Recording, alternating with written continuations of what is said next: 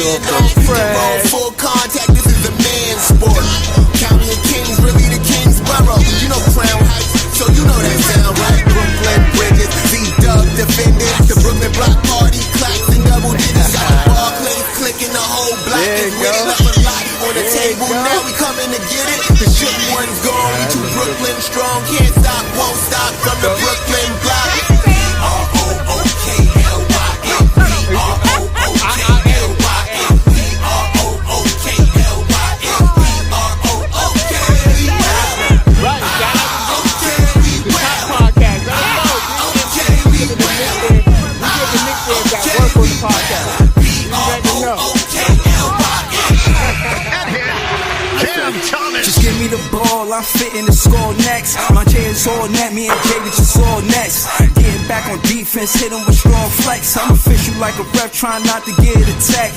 And we go hard on Brooklyn, that's a promise. Watch me like a Cam, cause it's my time. Make sure watch me like a Cam, cause it's my time. Switch, they can't guard me, especially side the Barclays. It's between crosses, I can score with both hands. Midi flawless, and I get to play like an artist. I'm a boss smith, so you should respect my handle. I see the big picture with the Nets like a mantle. In the future, I see us as champs too. And when we do, I'ma do a Brooklyn dance move. To stir that whole Millie rock like a fan do. And that's a bet like my parlay on FanDuel. B-R-O-O-K-L-Y-N, B-R-O-O-K-L-Y-N,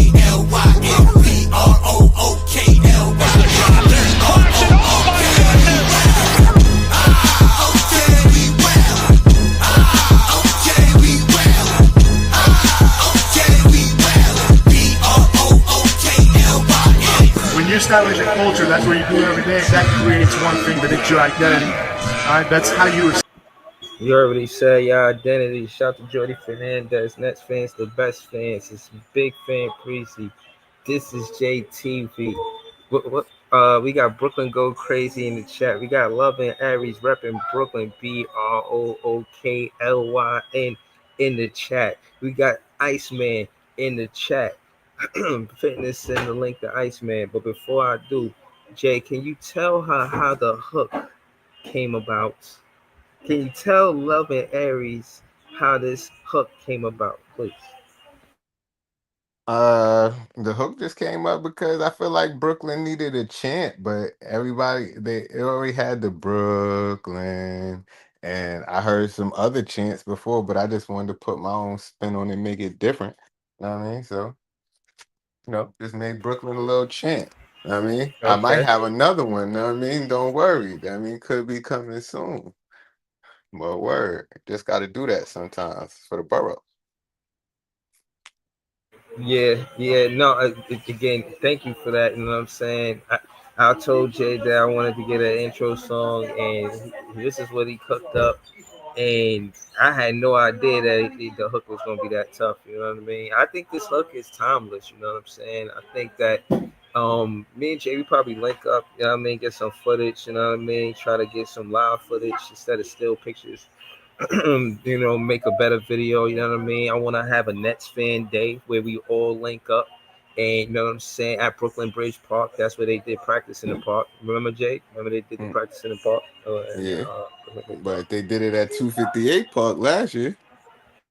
Yeah, I got some footage too when Jadakiss was out there. That was dope. Yeah, that was tough. That was tough. I never seen Jadakiss perform neither. Word. That was a cool little time. Shout out to Leaf. Leaf Diggy was there with us too. Yeah. Shout out to Leaf.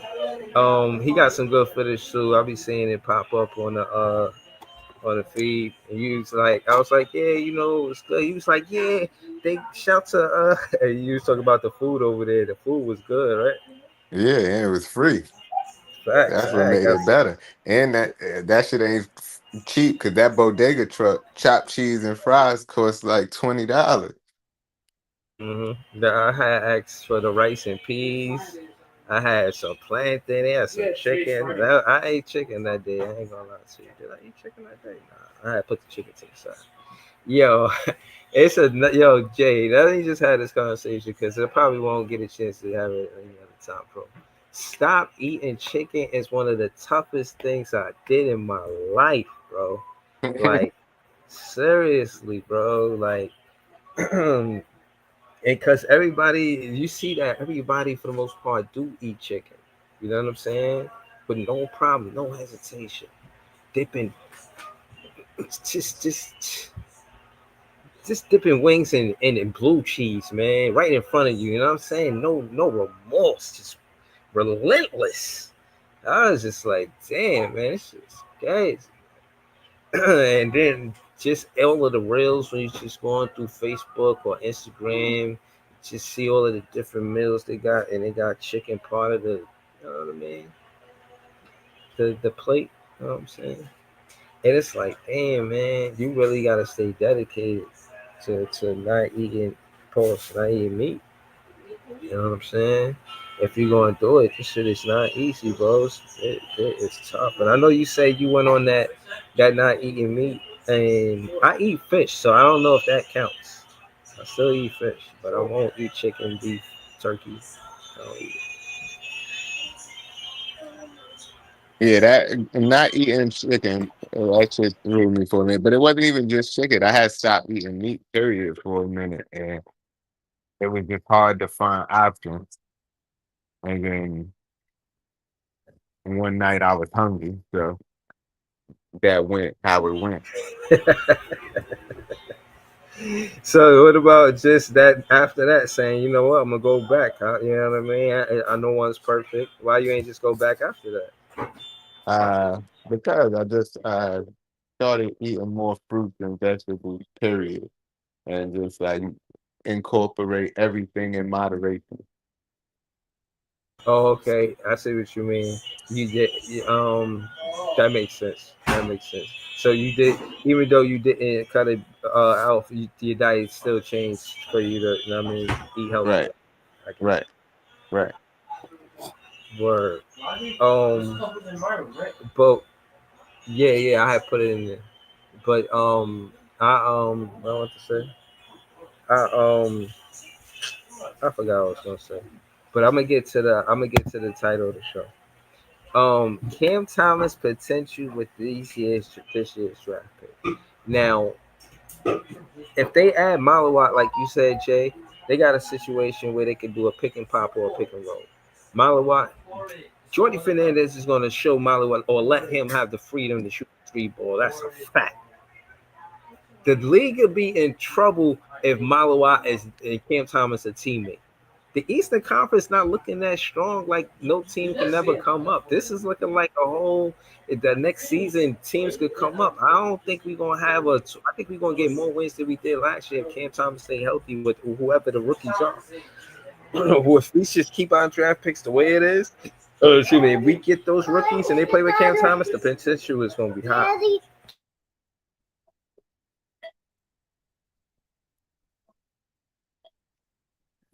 Uh-oh. What you? Man, I had some dad duty. Dun, dun, dun, dun, dun. Dad duty.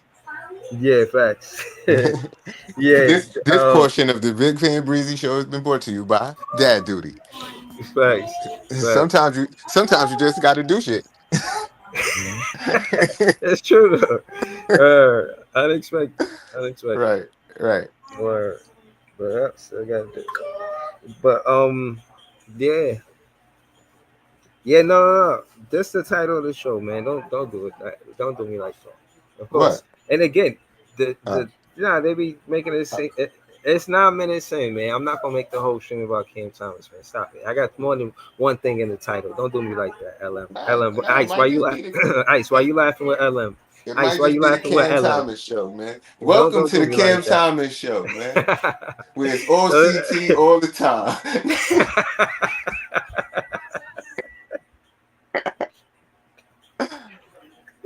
You know what I mean? Yeah.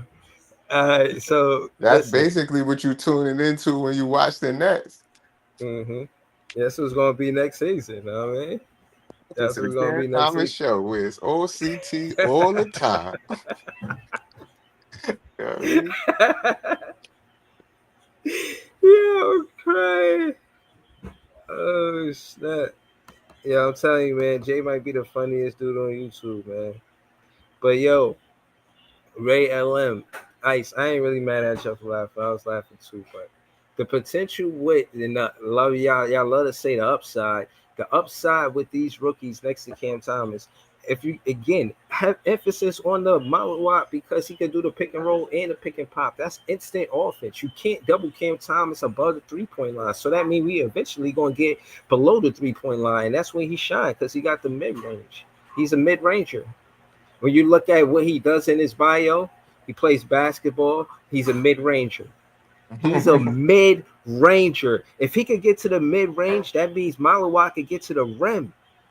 I don't know how they fit in to stop us, bro. Like, I don't know how they fit in to stop that, bro. And y'all mad at me that I'll be bringing up Cam Thomas when he the best scorer, you know what I'm saying, this side of the Mississippi. Given the opportunity. It's probably he probably the top 5 scorers given an opportunity, just really letting him and him staying healthy. I'm serious, man. And you gotta remember, Jordy Fernandez ain't gonna let him get no clock if he ain't playing no defense. So the whole narrative of him not playing defense, Jordy Fernandez showed you that he'll sit Cam Thomas down. He'll get minutes took by Jalen Wilson or somebody playing harder than him. And that's another thing, and why I wanted to talk about the Pacers. They play harder. That's not an attribute. That's not the top defense in the league. No, they play harder. They play for 48 minutes and more if necessary. Because they win those overtime games too. They 8-1 in clutch games. It's Black Magic, the devil. What are you talking about? They just out there playing basketball, yo. Man. And they playing basketball to the buzzer. Like some people, they see that you're down by 10 or 15, they give up and they be like, oh man, we'll get them next game. Or you turn the TV off, you walk out the arena, and they said you gotta stay and watch to the end of the game because you never know what's gonna happen. As long as it still ticks on the clock, we got a chance, man. And I like that mindset, man. For real. All right, yeah, Jay. Yo, yeah, nah, serious, bro. It is what it is, man. And when they come down to the finals, and in the last one that I seen, I guess it was with the Celtics and who they played, who they beat, and I forgot who they beat. The Dallas Mavericks. I mean, the Mavericks. I mean, damn. Bro, that game one between the Pacers and OKC was more entertaining than that Boston Maverick game one. It just was, bro. It just was. So let's really contrast it. Let's contrast the game one with the Pacers and how good that game was to the last recent finals game one. That was better. In that Denver series, did Miami have a better series? No, they got their ass whipped by Denver. This game was decided by 1 point. When the last time there was a game one in the finals that was decided? Come on, man. Man, stop playing with my handle, man. Stop listening to the big media narrative when they listening to us. When the last time in the finals that a team won the game but only had to leave for 0.3 seconds of the game? That's the crazy shit to me. They ain't lead the game at all the whole night until it was 0.3 seconds on the clock. That was a record. They were showing the statistic it being like 1 in 182 or some wild stat. When the team is down by that many points with that much time left, that's how many times the opponent team won the game. But until the Pacers actually made history. They are the number 1 team that did it. I don't know how many times. They show. Hold on, this part. They show the record of Halliburton with the under 5 seconds scoring the ball for game winners. He's tied with somebody, and I think LeBron is over him by 3. And it's only Three's Company, like the show. Remember the show? Yep. Yo, it's ridiculous, bro. They did. If he's gonna keep being underrated, I'm gonna start questioning in these. I'm questioning ratings. Yeah, no, I'm gonna start questioning the one who's saying that. Because maybe you just got some hidden agenda because of your favorite player. Like if somebody asks me if is Halliburton better than Cam Thomas, I'm gonna say yes. He better than. I'm not even finna debate you and much shit like that. He better than Cam Thomas. But Cam Thomas is still my favorite player. I didn't say he was better than everybody in the whole entire NBA. You know what I mean? So I think it's different. I think it's wild crazy. And I think that what he's doing is showing that he should be in conversations with the better point guards in the league right now. Word, I don't see how y'all not entertained. Y'all talking this small market shit. Pacers kicking up dust. Game Cooking 2, shit. OKC under pressure. And low key, they cooking shit. They handled everybody in 5 games except for the Knicks, who got an extra one. Like, I think people got to stop underestimating them and respect them as a real opponent. But that was my only part. People wasn't respecting them as an opponent. Like, yeah, they just gonna get crushed. There's no way they could win. This is basketball, man. Yeah, we're going to see the climate, you know what I'm saying, after game 1. We shot the Nets press. You know, he always doing good work. Nets fans is the best fans. But I just kind of wanted to see the climate. Okay, this something with Shams. Undefined impact on the roster building. Impact on roster building the league. Let's look into this too. Hold on. Homa here. They are here to recover draft picks and trades.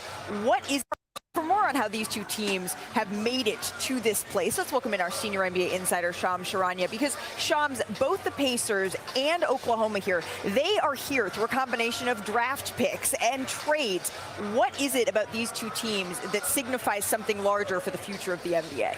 Malika, executives all around the NBA are watching these NBA finals and these two teams specifically as a blueprint of roster building. And what does that mean? That means two-way players. That means players with characteristics of competitiveness, youth, two-way ability. And that's a departure from the star-heavy, three-point reliant teams that we may have seen in past years. And it's a possible solution to really modern-day building when we think about the second apron and the salary cap and the restraints that we've seen. And listen, Indiana will be a competitive team for years to come. But these Oklahoma City Thunder have all the characteristics, as one NBA GM told me this week. Oklahoma City might be the best positioned team in pro sports as of right now and moving forward into the future. They've got a treasure chest of draft picks to keep this team competitive for years to come. This might be something we're going to be witnessing as the new normal for the NBA in Oklahoma City. Wow, the best positioned team in all of sports. That's really interesting. Shams, thank you so very much for that. Now they want to glaze the Pacers. They were just glazing OKC before the game. Now they want to glaze the Pacers. Glaze me. Glaze me. Right.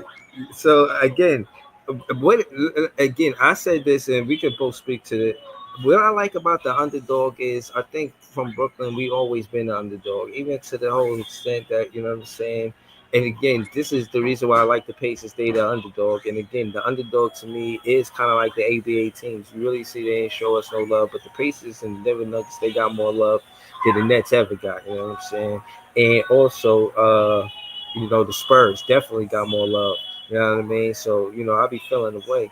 But still in all, they in this situation are the underdog. OKC is the favorite in this situation. I mean, we talking about an OKC team that won like 60 plus games. And they was the 4th seed. The only 4th seed that won it, Jay, was the 1968 Celtics. They would be the second team in history to win a finals if they do. Like, bro, they going to glaze, bro. They have no choice but to glaze. Yo, man, they already wearing gold. Thank you for man. the birthday gift. I mean, the birthday salute. Appreciate you. Thank you. Go ahead, Jay.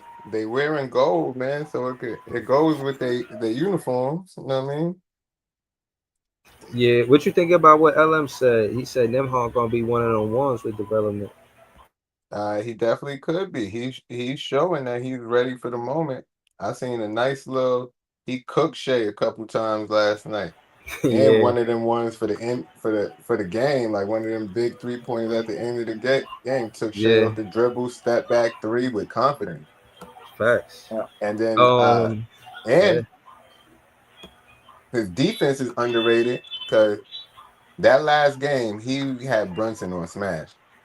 Giving him fits. So I think that Nembhard is somebody who is dedicated to team and not just looking out for himself. He definitely could have left the Pacers. He signed a generous contract to stay because he believed in that he can win with the Pacers. And I think ultimately if he wanted a bigger contract on a different team, he could have had that, but he decided to stay because he feel like just in the long run, this is where he wanted to be and best potential to win. And his role, he don't feel no way about his role, and that's what I'm saying about Carlisle. If Rick Carlisle could put you in a situation where you don't want to leave and have a bigger role because he make your role important, even being the 6th, 7th, 8th man off the, you feel what I'm saying, on the rotation, you gotta take hat off to Rick Carlisle and say, yo, this is what a good coach would do. You know what I mean? I'm a student in the game. I'm just studying the game. You know what I'm saying? So yeah, man, I see they give a player like Nembhard like 25 minutes a game or something like that. You know, starters get 30, 35 minutes. That's like right under starter minutes. So you got to be essential to a game, even if you're coming off the pine. If it's a 48-minute game and you playing like half of those minutes, you know what I'm saying? So, Right. you know, yeah, Nembhard is part of the reason why they lost last night too, for sure. Definitely. Because they was talking about how the torture chamber and this and that. Yeah, you know, Shea supposed to be this and that, but and again, let's call it what it is. That's elite level handling, bro. That like you said, you called it right. When I had to watch it like 3 times before I could see what he did, bro. It was like a tween, but he was shifty when he did it. Then he like fake right, it crossed left, and then tween again, then fake right, and then went left like he was going to the basket, step Yeah. back. I And it told was you I be going to the park, behind the bro. line And three. I be It's just trying beautiful, some of bro. this shit, bro. Some of this shit that these NBA dudes be doing, I see it. And I go try that shit. That shit take a lot of time before you make that. Mm-hmm. Like, Yeah. they just be doing that shit. But that's a They lot of really practice. professionals. Yeah. Yeah. Yeah. Like I'm telling you, next time you get mad at Mitchell Robinson or OG Anunoby or somebody missing fucking free throws, go to the park and shoot 100 free throws yourself. See how many you make. Mm. Yeah. But What's up, Jay? I would be Um, good at that category though. I ain't gonna lie. My free yeah, throws is pretty much automatic at this point. But is yeah, yours? I mean, and not you personally. I'm just talking. yeah. But I mean, just if y'all were wondering, my free throws is out of 10. I ain't gonna lie. It depends. You know what I'm saying? I could be like 8 out of 10. Uh, it depends. It depends. But my free throw, I got a good form. You know what I mean? But you know what I'm saying? I probably knocked out like more than 50% or 50%. It depends. It depends. But I'm definitely a player that I think I could always get better because I feel like basketball is such a fast sport, man. Like even with these 1v1s with the you know, talking about the The next chapter. yeah, the next chapter, they they tough, man. I'll be watching the moves. They scoring like 3, 4 dribbles. They not doing a bunch of dribbling. They getting where they going and they getting there faster than you, or like all they need is a little bit of space. Like they professionals in their own right as well. You know, they Fact. might they might not be professional No, team, they're getting but they paid. professional ISO players for sure. They're getting paid. They're professional. That's Yeah, their profession. look at this dude, man. He got a head coaching job. Nah, he an assistant somewhere, I think. Jack Guys Vaughn. getting I better, thought he and was I think never as a going to be a coach, I want coach to get again. better, and so I think that's one of the things that really brought me back is I've been fortunate to be around some great coaches, and we always talk about kids getting better and guys getting better, and I think as a coach, I want to get better, and so the opportunity to be around a Hall of Famer who has 2 national championships and is taking our program to a different level, really, guided my pivot to come back home. I think that's one of the things that. Yeah, I'm glad he acknowledged that he wants to be a better coach. I respect that. I never knew when I was going to see Jack Vaughn again. I never in my net fan life knew I was ever going to see him again. And when I did, I didn't think that would be on the coaching scene. And look, me. Lucky I ain't bet on it. Huh? Lucky I ain't put no money on it. To see him acknowledge that he could be a better coach, I respect his hand, bro. I respect that. What you think about this with this clip right here? Well, he ain't got no choice but to acknowledge he could be a better coach. Like the hell? Facts. All right, let's see what else is going on. You know what I'm saying? They talking about Darren Peterson. You want to talk? Shit. But now I don't want to get too sidetracked. But I feel like Cam Thomas is going to lead this team next season, and fans should be cool with that. You know what I'm saying? It should be.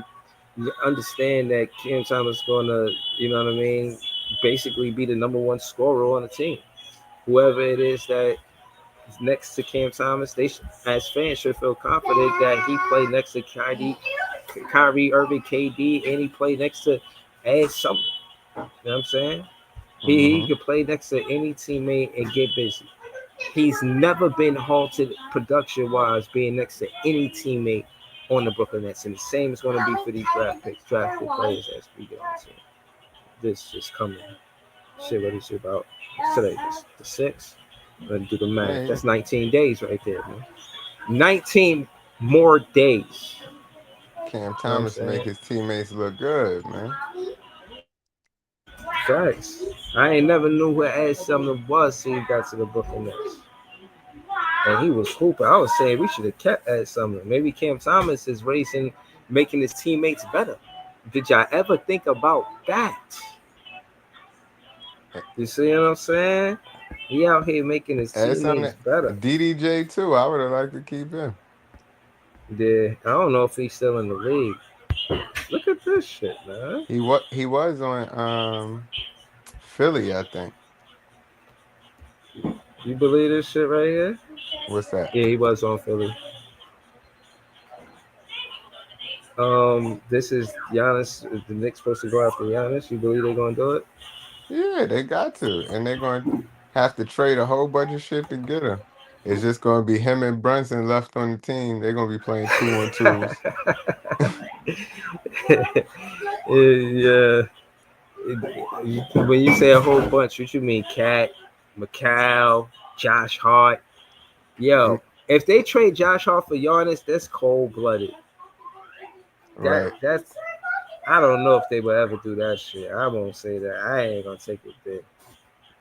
Bro, they just fired the coach that got them out of basketball purgatory, and they're cool with that. Like, that's crazy, yo. Like, it's not hard to be a fan of that. This shit just, it's like, how you gonna? I mean, for who? Yeah, that's my thing. Like, he set the bar so. They asked permission to interview Jason Kidd. They asked the Dallas Mavericks permission to interview Jason Kidd.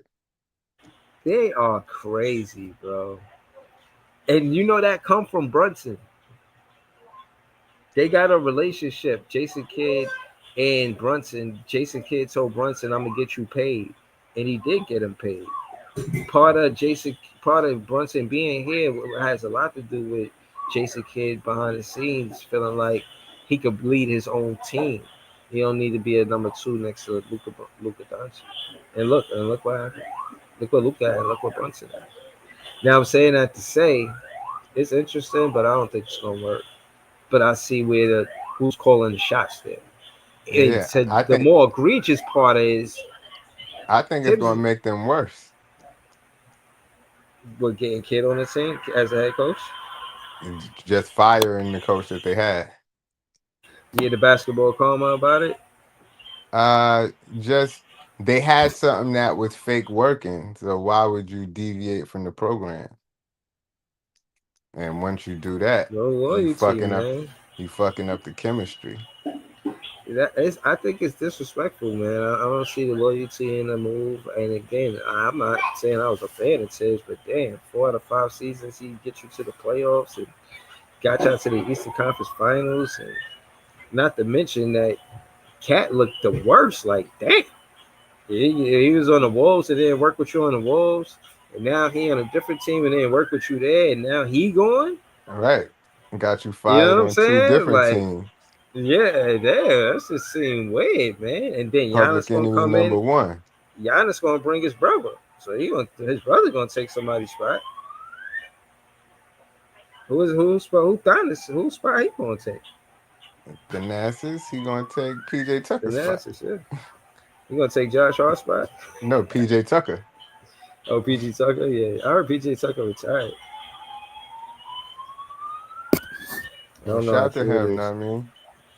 Shout out to PJ, man. Yeah. But I ain't gonna hold you, man. I'm about to throw the link in the chat. I see Scott in the chat, Brooklyn 11 in the chat, Joey BK86, Ice, ADRSL. You know what I'm saying? Brooklyn go crazy. I seen Brooklyn go crazy. I For the think I link. just I just cooked saw up the something link. for you, Scott. Scott was asking for some music. I think I just cooked up something for. I let Breezy hear it. Or Yeah, it's straight. It's straight. It's straight hot, yo. I'm not gonna lie to you, bro. And yeah, Jay is nice with that producer shit, bro. I ain't really never know Jay as a producer till now, but you know what I'm saying. I seen him make beats, but he's serious, yeah, bro. Like he's a respected producer, bro. Respect his hand, for real. right. He's not That just doing it that on the side or some shit. Like he really doing it, bro. that what's the name beat? The one that I let you hear, the Returning Energy from off the Okay. website. Yeah. That beat is tough too. I was listening to that beat yesterday, but I just cooked Scott up some heat. Shout to Scott, you know what I'm saying? That should have make the show dope. We got everything booking this John on the panel, you know what I'm saying? Let's go with you, John. What you think the Knicks gonna do, man? You think they gonna fuck it up? It's crazy because they haven't been eliminated more than a week, and I saw them partying and had the 2026 finals banner up, and I'm like, okay, these guys are in panic mode, and you're seeing it right now. I mean, they want Jason Kidd, they want Kevin Durant, they want Chris Finch, they want Giannis, they want everybody that's under contract right now. It's kind of crazy. Like, this is what implosion looks like before your eyes. And I don't see what they're thinking right now. If we're being honest right now, I mean, tsunami offer that could pretty much be OG Anunoby, Mitchell Robinson, Josh Hart, Miles McBride, and a pick. I mean, you pretty much lose all your depth for Giannis. I don't understand what they're thinking right now. I think they realize it's tough to build around a flopper like Brunson, and now they're like, oh, we got to get Giannis. Well, you're gonna have to give up pretty much everything you have left to get Giannis, and by then you're still gonna have a minimal bench and even a more minimal rotation. So if they want to do this, by all means, those picks we have in 2 years are gonna be gold. So I feel great about us right now where we're at if Yeah. they do this. Nah, that's a fact, man. Y'all can find everything booking this John on X. You know what I'm saying? Heavy always pushing content over there. You got Brooklyn Alabama on the panel. LM, man, what's good with you, man? How you doing, man? Doing good, doing good. I'm just looking at the news. What's going on? Well, I what's don't going on? Put necessarily us on. think. I don't necessarily think they. I don't know what's the offer they can get for Giannis. I mean, who they gonna trade? Like, especially if they looking for if Milwaukee is looking to decimate the other team in terms of offers. I mean, are you trading There's Brunson? Like, I don't know. Like, there's better offers other places, I think. Bruh, let me tell you that's something what about I'm thinking. these It's Knicks called fans would never. desperation. These Knicks fans would never trade Brunson, bro. Never. They wouldn't, but I mean, it's like I don't think Cat and I OG don't and think the Anobi is gonna do it. Like, and I don't think the owners care what the fans want. that's what I'm Cause Bro, saying. you can't move OG with that contract, bro. You gotta make it work with him. If you don't work, it don't work. But nobody, even Toronto, who could have signed him because they drafted him, they didn't want to give him that money. So if he don't win with the Knicks, who gonna want his contract? That's crazy. Right. Exactly. I don't And think Brunson, Giannis, and whoever left. Like, I don't think that's gonna be enough to get it done. Y'all already don't have. They, if anything, y'all should be focusing on. The Knicks fans should be focusing on improving your bench. Like, get some more depth on the team. Get some bench players that can Get backup point guards, get backup shooting guards, get backup centers. To me, Mitchell Robinson showed he can rebound, but he not it because you can foul him and you can play Hacker Robinson. Right. Like, and he's injury prone. He's not really healthy for most of the season. You can see he kind of got fatter. Like, I think he should be trying to look for backup centers or whatever that could help utilize you. Maybe slide Cat to the 4, which I think he plays best. You don't gotta help him. You ain't gotta say. Yeah. I'm not gonna. I'm just saying, like, I don't think Giannis is the move. Like, y'all don't got much for them. So y'all better off running it back. You know what I'm saying? But the sad part is the East gonna be better next year. So this was really y'all only shot. What you mean? What you mean the East is gonna be better? You don't think they could beat Detroit next year? I don't think so. If Detroit add more pieces, they already listen. We all know they call that foul on Tim Hardaway Jr. The Knicks get eliminated in the first round. Are you talking about that corner 3 where Harsh fouled them and they ain't called it? Yeah. Like, okay, if they call that, play. the Knicks is eliminated next round because Detroit won the next game at MSG. So realistically, we wouldn't even be talking about the Knicks. So respectfully, next year if they add more pieces, more scorers, more shooters, they not gonna stay stagnant. If they saw, we took a top 3 team to 6. Oh yeah, next year we rolling. We can just add more pieces. We got Cade, we got Ahmed, Saul Thompson, we got Jalen Duren. Ivy is coming back next year. Yeah. Like, it's a wrap, bro. Indiana is probably gonna get better. Philly should be better next year. Magic. Orlando should be. Orlando's gonna be better next year. I don't think Leaf. I mean, I don't shout the Leaf. You just joined the panel. I don't think Philly gonna be good next year, bro. They should be, man. I agree. I get what you're saying, but they should be. It's a disappointment. That roster they have, they should be better than what they are. This might be Embiid's last year with Philly if he can't stay healthy. I think they're trading him next year if he can't stay healthy. I really do think that could be a domino that's going to fall any day now. Especially if they keep the pick and they add Ace Bailey, like, there's no reason why y'all should be below 500. It really isn't. Y'all got Jared McCain, Tyrese Maxey, Grimes if he come back, Paul George, Oubre, Embiid. Like, that's not a below 500 roster. Like, if they're not good next year, John might have a point. He might have to blow up that whole team. They got to. Financially, they have 3 guys making over $700 million. Like, that's not sustainable in this new era of basketball. So if they don't win, that shit's getting blown up. No doubt. Yeah. Hold on, y'all. I just want the panel just got bigger with Ice and Leaf. So let me go to them and then we're gonna mix it up. But I wanted to shout the chat out too. Shout to King Ribby RM. Now, obviously, it's a hostile atmosphere for Knicks fans, but you are welcome. I don't want you to think that you're not welcome. You can get your shit off and say your shit, but you know what it is. Shout to Lucky T, Daniel Berry Sports Highlights. Shout to Ice and Leaf. Ice, talk to us. One thing that I wanted to say to you, Ice, is one interesting thing that I like to do is to see that draft picks that the Knicks weren't successful with go to other teams and be successful like a Obi-Wan. Now I'm saying that to say I'm gonna do the same thing with the draft picks that we got from Sick as Jay eloquently said. I'm gonna follow the careers of these particular players. But to the title of the show, it's not the Cam Thomas part, but because you on TikTok, and I want you to just let the fans know how much motion you got over there, and also.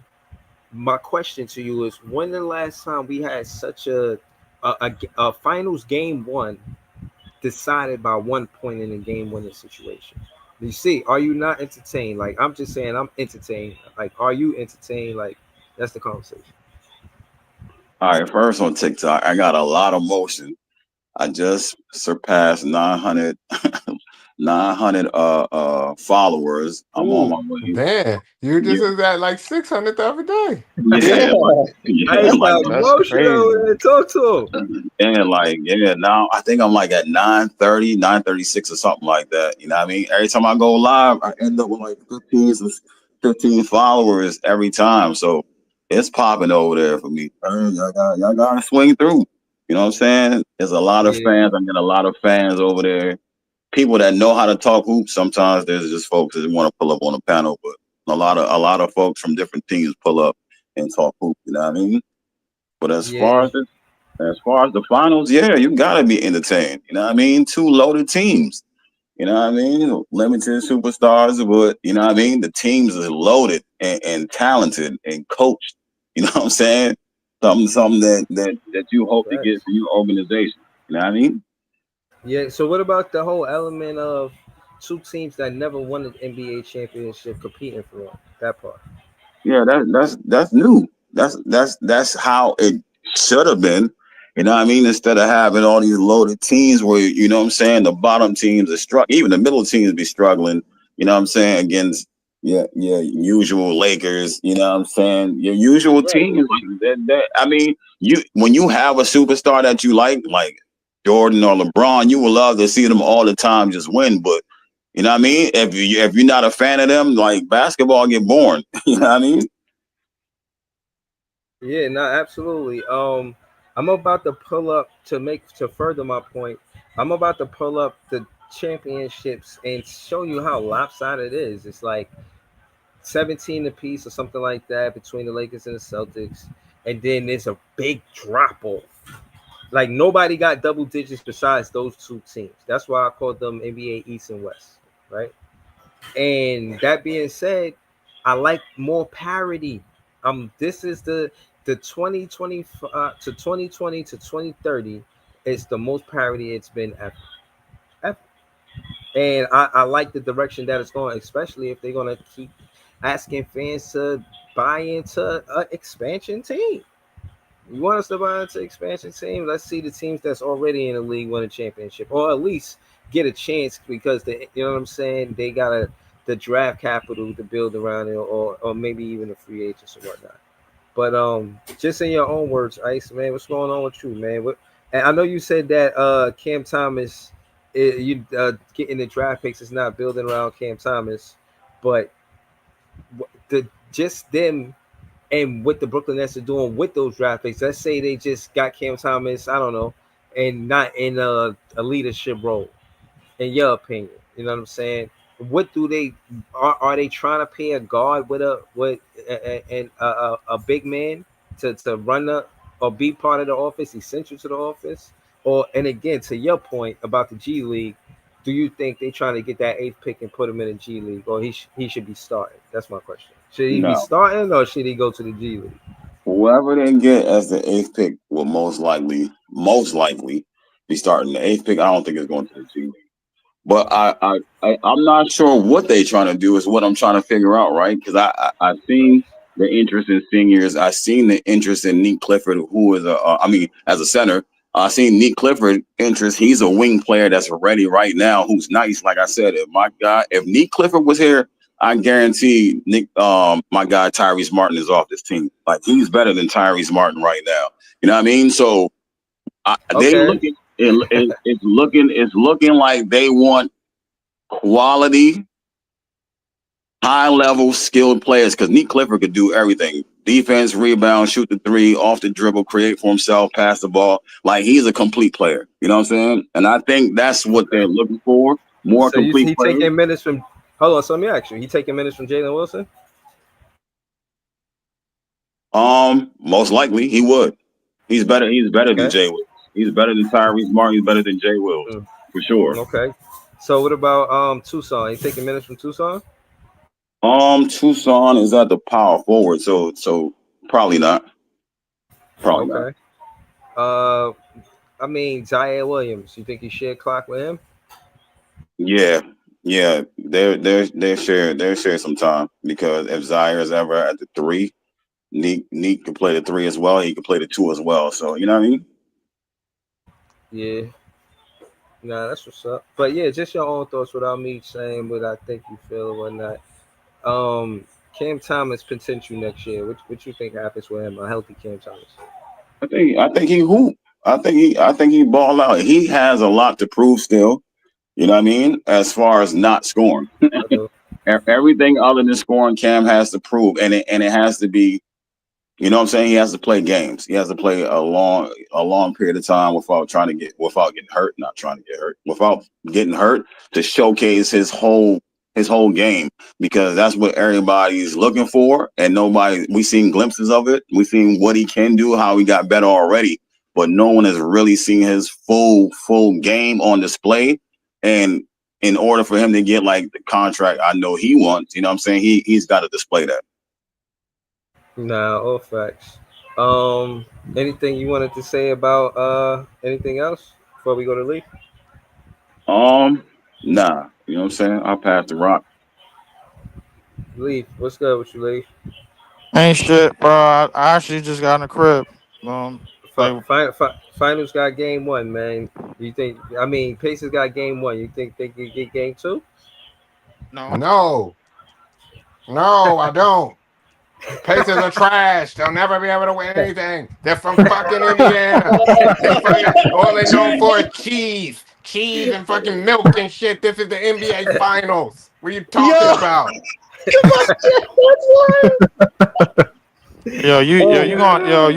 Come on, bro. Like, am I really gonna have to go through this? That Jay, man? Am I really gonna have to go through this, bro? Like, yo, I did an easy impression the other day. I did an impression of you. Don't take it personal. Don't take it personal. I just wanna be all alone. Know what I mean? You just relax, bro. Right. But we still want to hear you answer the question. I mean, of course, fans are going to unless you're going to say that, then you could just leave it. I said it already. I don't think they're gonna win game 2, bro. I think OKC even the series, bro. I mean, they made some mistakes down in the fourth quarter, down the stretch of the game that cost them the game, bro. I think they kind of overcoached, but they should win game 2. Okay. If they don't win game 2, I'm heading over to TikTok and I'm trolling niggas. I ain't gonna lie to you. Please, because I know I'm gonna be. I was looking for them last night. They ain't come back outside after the game, because during the game they was talking big shit, and I kept telling them, "Yo, wait till the game over. Don't leave." And that shit really came true. I said, what was the next question? But basically, I wanted to say, just kind of rubbing it in the, not just putting the salt on the wound, how I do sometimes. I like that. Everybody say all of this yickety yak, don't talk back, chit chat, clickety clack about their defense, and they lost from a game-winning shot. If they would have listened to me, if they would have stopped Halliburton, or even if Halliburton would have missed, I wouldn't have heard the end of it about their defense. But the fact that they lost the game because they could not defend a game-winning shot. Chef's kiss. It just makes the finals that much better. And I am highly entertained. I can't not remember a more highly entertained finals in the more recent years. That's my question to Lee. What is a more entertaining game 1 as a recent? More entertaining game 1? Shit. For me, you're probably like press. I mean, be honest with you, bro. You could go back to that game 1 where JR was smoking weed. Back in 2018. 20. Thank you. That's my point, Lee. Thank you. We gotta go back to 2018. That's 7 seasons, bro. The game 1 against with the Warriors blew the dope in the fourth quarter to the Celtics in 2022, I believe. What else? If I had to say, I still think this was better. Was they game winners? I don't remember no game winners in the finals game 1. No. Jordan had a game winner in '97. In game 97. That's 20, 30 years. Wow. I mean, you asked it, but I mean, the game one that I will always remember is when AI basically took on fucking Goliath and Kobe, my nigga. Like that just. I ain't gonna lie to you, bro. Like that nigga had me thinking they was. I knew they was gonna win this series, but that nigga AI was out of fucking control. He was, bro. But do you see the conversations that the Pacers are in? You see what I asked you, and you see how you answered that. That's truthful. That's not no narrative or nothing like that, bro. They making history out here, man. You said, do I see the conversations that the Pacers are in? Yeah, they as far as being the more entertaining, everybody was scared because they supposed to be small markets, and they didn't know how entertaining these finals would be. I And mean, I'm well, saying it's entertaining up there. And when you think of as a recent what happened, first and foremost, let me just get this out the way. This is the better finals than it was last year yeah, already. yeah, absolutely. This is a better finals Already, than we had in the last 2-3 years, bro. I mean, I didn't really give a shit about the Warriors finals. I knew the Nuggets was nope, gonna dust off Miami. yup, We kind of knew Dallas was gonna get dusted because Luka yup. defensively was a fucking cone. That's three Um, better than all nobody, three. nobody really cared about the bubble. Nope. Giannis 50 point game, bro, was shit. That shit, I ain't gonna lie, that Oh, nigga hit I 17. got salt on that. I got salt on that because of what I, happened to Kyrie. But go ahead. That's Oh an my. asterisk I next to it. mean, listen. Got an asterisk next to it. Go ahead. Go ahead. Oh. Listen. The shit. It count online in the record books, bro. I mean, I understand it, but listen, and it's not. I mean, to me, bro. Like, I mean, that the game itself, bro, was definitely entertaining because the Indiana Pacers made it entertaining, bro, by storming back the way that they did. But the series is not over. If these niggas get dusted off in the next 4 games, everybody gonna be talking about, bro. Like, yo, that series wasn't nothing, bro. Yo, we gotta have a different finals. Everybody gonna be bitching and complaining about But shit, it bro. don't Like look da da da like da. they Da. about to get dusted off. It don't look like it, but I mean, listen, I don't listen. We'll see. I do believe that OKC gonna tie the series, but I mean, in terms of Indiana's offense and the problems that they create, and from 1 through 5, bro, like everybody being able to stop on a lot of people being able to stop on a dime and hit shots inside the 3 point line and get better shots, bro. I think they could present problems, but I mean, OKC they gotta respond. So if they don't, I'm going over to TikTok. I'm clowning niggas. Simple as that. So I mean, All right. All right. I'm, what was the What you next think about question? just the title of the show? You know what I'm saying? What you think about Cam Thomas' potential in your own words, without me trying to sway you this or that way? Just what you think about Cam Thomas next season? Still rising as a scorer. I mean, still he obviously gonna keep getting 30 something minutes. I mean, hopefully the playing more games, consistently playing more games as opposed to last season. He did play 67, even though Jock Vaughn is a total fucking idiot. Um, but yeah, still being a consistent scorer. I mean that's as far individually It's he gonna get. how percentage? What you want his percentage to look like, and how many points you want him to average? How much PPG? I mean percentage, man. I mean shit over anything over 44, anything over what he was this year. It's fine with me. Shit, I mean, it's cool. I mean, like, I'm all right with it. I mean, we still gonna be in the shit in any fucking way, but I mean, it is what it is. All I know is Cam Thomas gonna get paid. He gonna go out there and score. He gonna go out there do what he do. You know what I'm saying? And do what he good at. That's putting the ball in the basket. Simple as that. You know, I mean, as far as the trajectory and what's supposed to be built around, I don't know what the fuck these niggas in front office doing. Shit, this shit. We damn near got Dylan as the goddamn front office nigga, bro. Like, we need to fire every fucking body. Burn this shit the fuck up. This shit is ridiculous. I disagree. I think that Been the saying we Brooklyn need Nets management for a taking long it. time. Reeves. I think that Nets showing initiative, having a documentary, they show how much time they invested into scouting. And I heard it from Ice. I heard good things from, and why Sam Presti is so good at what he does is because of scouting.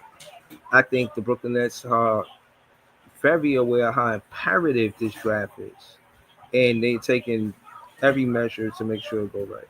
So Hope so, I Breeze. disagree. Definitely Look, do. I mean, listen, that's all well and good about the draft, but man, fuck all of that. And I'm trying to Why? win, Why? man. But why? Bruh, hold on.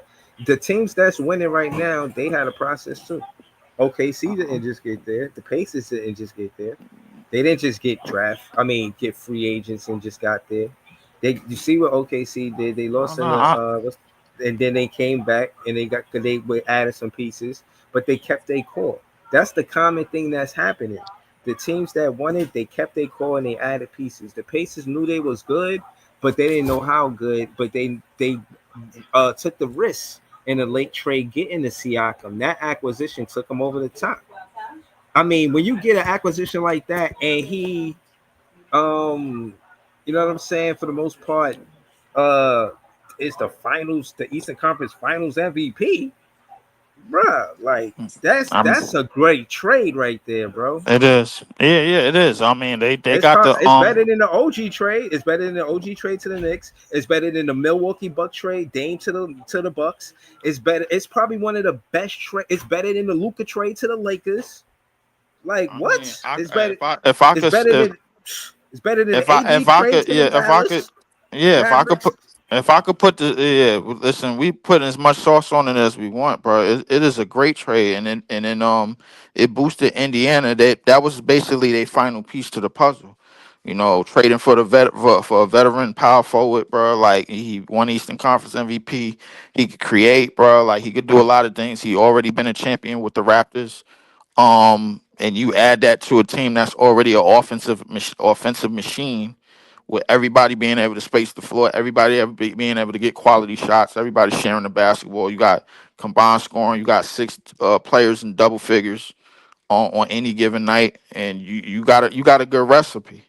You know what I'm saying? I mean, and obviously it wasn't built overnight. I mean, the first year they had Halliburton. Halliburton had got hurt. They was booming. When they was healthy, with Halliburton in his first year, they was top 5 in the East. They Halliburton got hurt, then they bottomed out. The next year, which was last year, they went crazy, set a new all-time pace on offense, ran into Celtics, 4 games, got up out of there, and now this year they in the finals. So I mean, it was basically a 3-year process, a lot of trades, couple of draft picks, and they did they was able to A do, bro. couple is 2. You know, was it only 2? That's what they had. Ben Mathurin and fucking whatchamacallit, Nembhard? Ben Mathurin and Miles Turner. I think they traded for Nembhard, if I'm not mistaken. I might be wrong about that, but Okay. but Yeah, they did but trade for them. they traded for Nembhard. So they traded for Halliburton. They traded for Siakam. They traded for they signed Obi because the Knicks let him go. They traded for him. They traded for T.J. McConnell. I mean, basically they made a gang of trades and now they're in the NBA Finals. But before I pass the mic, I wanted just real quick, if anybody thinking that the Eastern Conference is gonna be this open gate, it ain't gonna be it ain't gonna be no open gate for us. Not what the fuck we got doing this off season. Bro, it is an open gate, bro. That shit up for grabs. The Pistons is going to probably be a top 14. The Bucks, they fall off, in my opinion. The Chicago, they like a mid team, bro. They like not But jumping from who 1 is through it an 4. open They're gate like, for, bro? Like I'm thinking to myself. no, I'm saying that it's more. I'm not saying open gate. I'm saying more changing hands. The same teams that was dominating before is not going to be dominating next year. So The Boston Celtics ain't about to gonna be a playing team.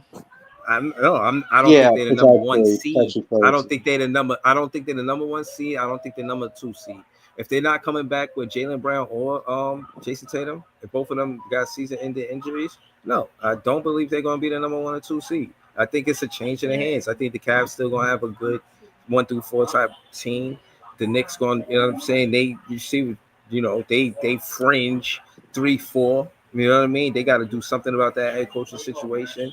The Pacers seem like they're consistent. They might be a top 3 team. You know what I'm saying? Orlando being healthy and whatever they might do in the offseason might be a top 6 team. You know what I'm saying?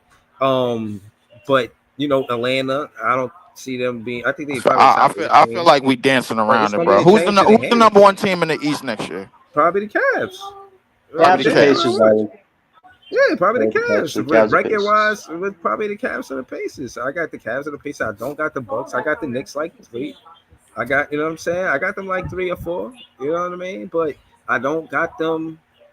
The number 1, 2 seed with getting a new head coach after what they did with Tips. I just don't like it. So you got Philly in the shit again. I got Philly rebuilding, bro. I got them in about 10th, 9th, 8th seed.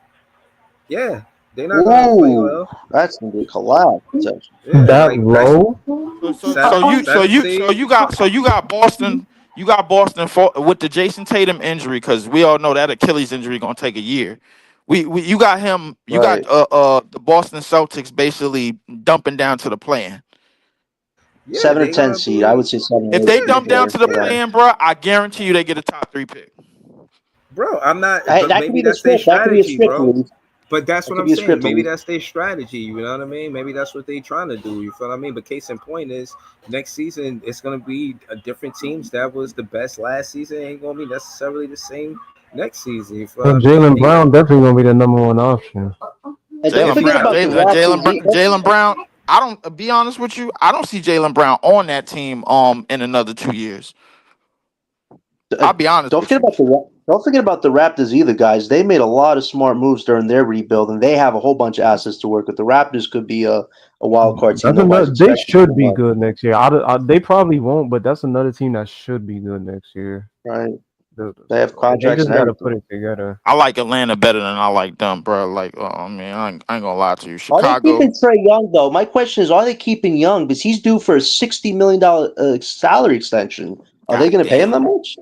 He's due for a lot. they adding. I They mean, don't got they their adding pick. rookies and young pieces, but they don't got nobody else to pay but him. I mean, ain't nobody else on the books. Dyson Daniels is paid. Risha Say is a rookie, coming, still in a rookie contract. Do Jalen he want to Johnson. stay there though? They should I trade Young to the mean, Magic, shit. honestly. Anthony Black for Trey. They should do like a swap like that. They should do Anthony something like Black that for because they have a lot Trey. of young. Listen, the Hawks have a lot of young assets to work with. I just don't think Trey with them are ever gonna win. I feel like Trey Young is at that point where he wants to win. Him and Paolo could be a fun little duo, and the Magic have a bunch of young pieces that could fit the Hawks rebuild. I think there'd be some good business there. I between think those two Trey Young. I teams. think Trey Young would do better in Houston. I ain't gonna lie to you. Houston, whoa. Houston need offense, man, but they got Fleet. I don't think they should attack that part. I think they need a Fleet is a bench player, bro. Like They I'm need sorry. more scoring, bro. But He maybe was the maybe best so, player in but that playoffs in 3 games. He is the Yeah, but best they player in need more that playoffs in scoring. 3 games. That's a sad ass story, bro. Get that nigga out of there, bro. He's stealing money, bro. Like 3 years, Is he still under 142. contract? They need somebody But like wait, Buddy Hill. They need somebody, bro. They need somebody that's gonna be putting up consistent offense, bro. Like they need shooters and they need nonstop scorers and nonstop offense, bro. All of that Lee, defense Ime shit. Udoka likes defense, though. I don't think he's a want Trey Young, man. That's a problem. Listen, Atlanta can't even afford to get off Trey Young because they don't own the Oh, draft Iceman capital, trying to say bro. something. Hold on, you say that, right? And you go get a veteran like Van Fleet because your team is too young. And you got a young Jalen Green trying to find his way, who is supposed to be their scorer, right? He's supposed to be that guy for them that's scoring. But he ain't. Well, I'm just saying, right?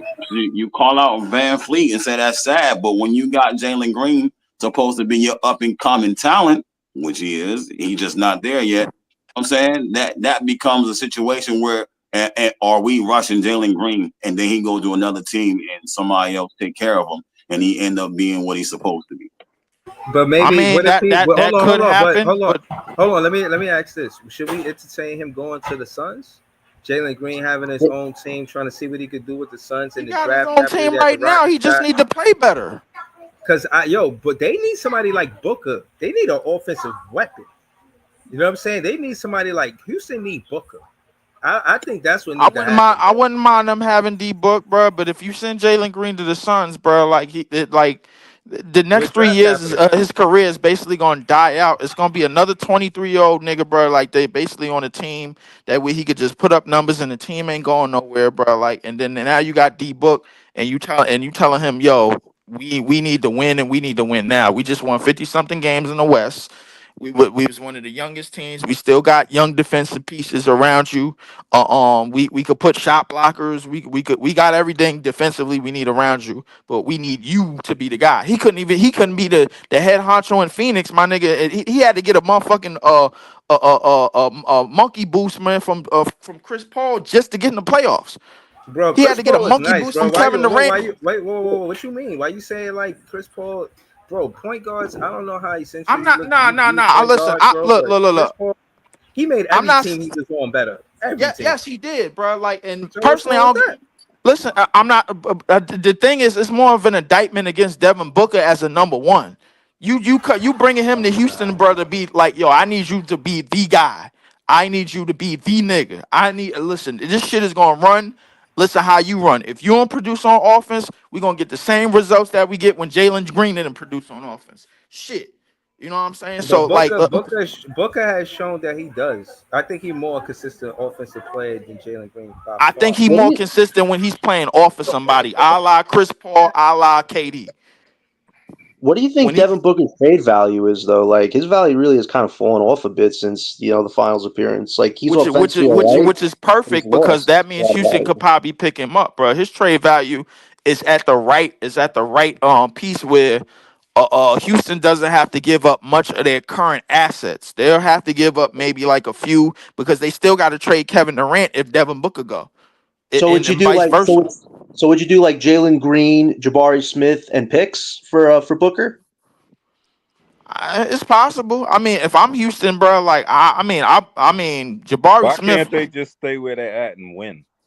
Who, the Rockets? No, they need something, man. I'm saying everyone. I mean, y'all got them freaking running around like they freaking floozies and stuff. I mean, stay your bitch ass on your team and win the LB, hold on, LB, bro. You know these niggas is off-season whores, bro. When Kevin Durant saw LeBron, when Kevin Durant saw LeBron James and Steph Curry get goodies at the trade deadline, bro, like he was tight.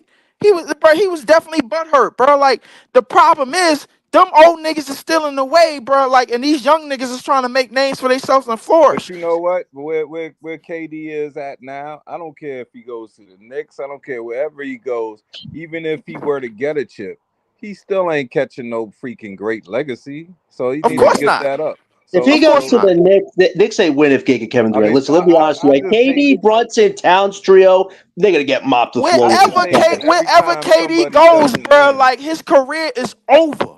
But what I'm saying is every time somebody doesn't win right away or something, then John hops on here pimping them out to some other team, and I'm like, yo, just let them stay. LBO, you know you know why LB all the time. LBO, NBA insiders do that all the time. Oh, come on. But LB, bro, they pimp themselves out, bro. Everybody, they've been off-season whores for years. Let's say this. Kevin Durant been a whore for years. LeBron James has been an off-season whore for years. They are whores. Let's talk about Joker.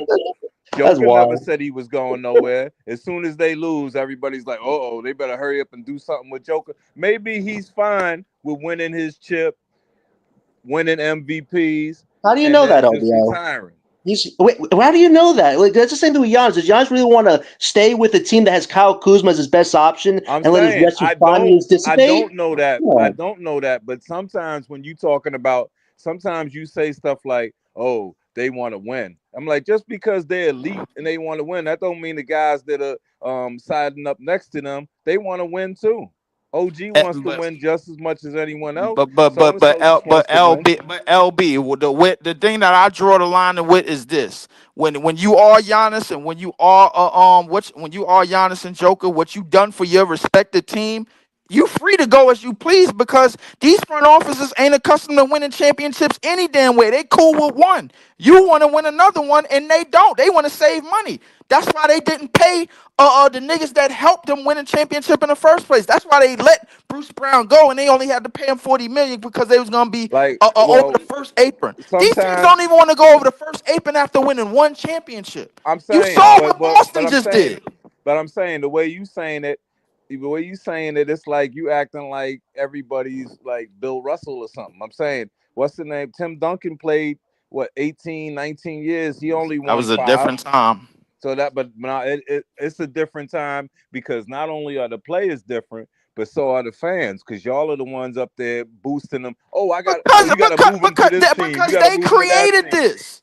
The players created this, bro. So like but they created this. You don't have to follow that. I mean, bro, if you a whore, bro, like I'm gonna send you somewhere, bro. Why not? LBL, to Lee's point, I'm not going to use his terminology there, but it is a players-run league right now. The NBA owners aren't running many things. It's really the players calling the shots a lot of the time. It is, bro. These niggas is off-season prostitutes, bro. Like they go to the best looking fish they could go to. I'm surprised Breezy's not doing those parental guidance. And then I got for entertainment only, man. I wish I wouldn't let the curses fly so much, but then I can't control how many talk. No, I know. Then what happens after? They're not. I'm saying these guys. I mean, everybody's using the excuse of legacy this and legacy that. I mean, Kevin Durant. Let's just get to it. He ain't gonna be a freaking all-time top 10 player, even if he gets another ring. That's just not gonna happen. So Hey, you talk to some people, they already got him top I 10 all know time. that's what I'm saying. That's what I'm saying. But what I'm saying is, you know, I mean, and it's always subjective, right? Because people who are born after 1990, they're gonna think he's top 5. But what I'm saying is, you know, it shouldn't be based on how many chips you got anyway. Because I see guys walking around with 1 chip or 0 chips, and they were way better players than some of these guys that got 2 and 3. What makes them way better players? Because they stayed? No, what makes them way better players is because the eye test, you looking at them and you could tell they were So better. what That's about what the I'm eye saying. test tells you about that KD is not one of the greatest players of all time? Huh? What is it about the eye test that tells you that? I didn't say he wasn't great. I'm saying he's not top 10. Okay. I think he's talking more about the leadership aspect of Kevin Durant. Because you look at Kevin Nah, Durant, we're not he's talking still about no dropping a lot. leadership. No, Stop. hold on. No, hold on. Let's hit LBL top 10. What's your top 10? No, I'm saying now, are you talking about now when you talk about chips, if you're talking about chips, you have to put Russell in there, right? He got 11 chips in 13 years. That's so it's like, what's the criteria for what you're saying? But I know that Kevin Durant, he's not better. He's not better than freaking Dr. J. He's not better than Larry Bird. He's not better than Elgin Baylor. I'm saying this is just facts. But I'm saying I'm sorry. I mean, that's if all some of you, subjective, what bro. I'm saying is, I apologize that some of you are too young to have seen these guys play. But since I seen them all play, I'm telling you, they just wasn't that good. Bro, you was old enough to see Elgin Baylor? Yeah. God damn, man, I ain't gonna lie, you up there. Yeah, Yo, I am. But what I'm saying hold is, on. Let me ask you this. Let me ask you a question nobody really know but you. Is it true? I think it was either Elgin Baylor or Oscar Robertson. They created that what they call a Euro step now, but it was done here first. Is that true? I don't know about that, because when we're talking about Euro steps, to me, it's a travel. But hey, you know, that's what they want to do. I know what's the name made it popular, Manu Ginobili. Okay, Mano was known for that. But my point is that you got these guys. Wade did it too. Like, come on, you got 3 guys in the league right now: LeBron, KD, and Steph, and all they're really doing is, and you can't blame them from a money aspect, but they're making outrageous sums of money because the league is so easy for them to keep their scoring average. They could all average 27 for the next 3 or 4 years because there's no freaking defense, and then they're gonna run from team to team to team, and then or they're gonna try to finagle stuff so that they could try to get like a one-sided team to win. And then when they don't, it's like, well, like LeBron is like, well, I'm gonna have 60,000 points, so they gotta say I'm the best. And it's like, no, I don't care if you get 60,000 points. That's twice as many as Jordan. You still weren't as good as him. So face it, and all they do is try to change the narrative with today's media. But anyone that's seen it, it's like, yo, come on, man, you're not better than them. Where do you think Kevin Durant's going, LBL, right now? Because that's going to be a huge topic over the next few weeks. Like, where do you think he's going? Wherever he goes, I'm thinking he probably won't even win, because what he's going to do is, I mean, he could win very easily. He could win very easily if he got out of his contract and still wanted to win and stuff. So this is what I'm saying. But all these guys, see, that's the thing. They greedy. They want all of their top of the line money, plus they want to win. Come on, LBL. You gotta stop, bro. Because at some point, you already know what regular life living All is. right, so let me ask you this. Someone like LeBron, who got an option, right? Yeah. Does he really need that extra? He's a freaking almost a billionaire. Does he really need that $50 million salary? Or can he opt out and just join anyone? I'm gonna ask you a question, right? When you go to work, right, and when you got a job to do you say, you know what, I can take less so these dudes can make more, and we can build a nice company if I can take less? I'm going to tell you this, and you know why it's different. Because It's It's different not because different. no, it is different because they're not all I'm relying on is my salary. If I had ancillary income, if I had sponsors and all that that's giving me all this other money, then of course I could do that. But Yeah, that's you what I'm can. saying. I can't because I only got my job is only giving me a salary. But Right. all So the rest, everything that he gets from playing basketball doesn't come from just the Lakers. So that's what I'm saying. Yeah, but he's gonna act that same way with all of his endeavors. Like he's not giving nothing back to the company nowhere. And Like, that's what I'm saying. Then you can't complain when you don't win. Because right now, he could join. Like I said, he has the option. And it doesn't mean that he doesn't have to ever make 50 million again. But I'm saying he's got what, a $52 million option that he could opt out and he could join any one of these top teams. He could join OKC. You know, he yeah, could join Let's whoever. bring the King to Brooklyn, man, to play with Cam That's what I'm Thomas. saying. But what I'm saying is, LBL, it sounds good, right? It sounds good. He could if he wanted to. But again, when I'm at work and LeBron is going to work, LeBron is spending hella money on his body to play this long. And you telling me like, yeah, you know what? LeBron can just take a pay cut, you know what I'm saying, to just try to win. Bro, you know, all that money I'm saying he should do that. Facts. He ain't looking to pull a Brunson right now. Important to him. So Nah, it's bro. not what's most important to him. That's all I'm saying.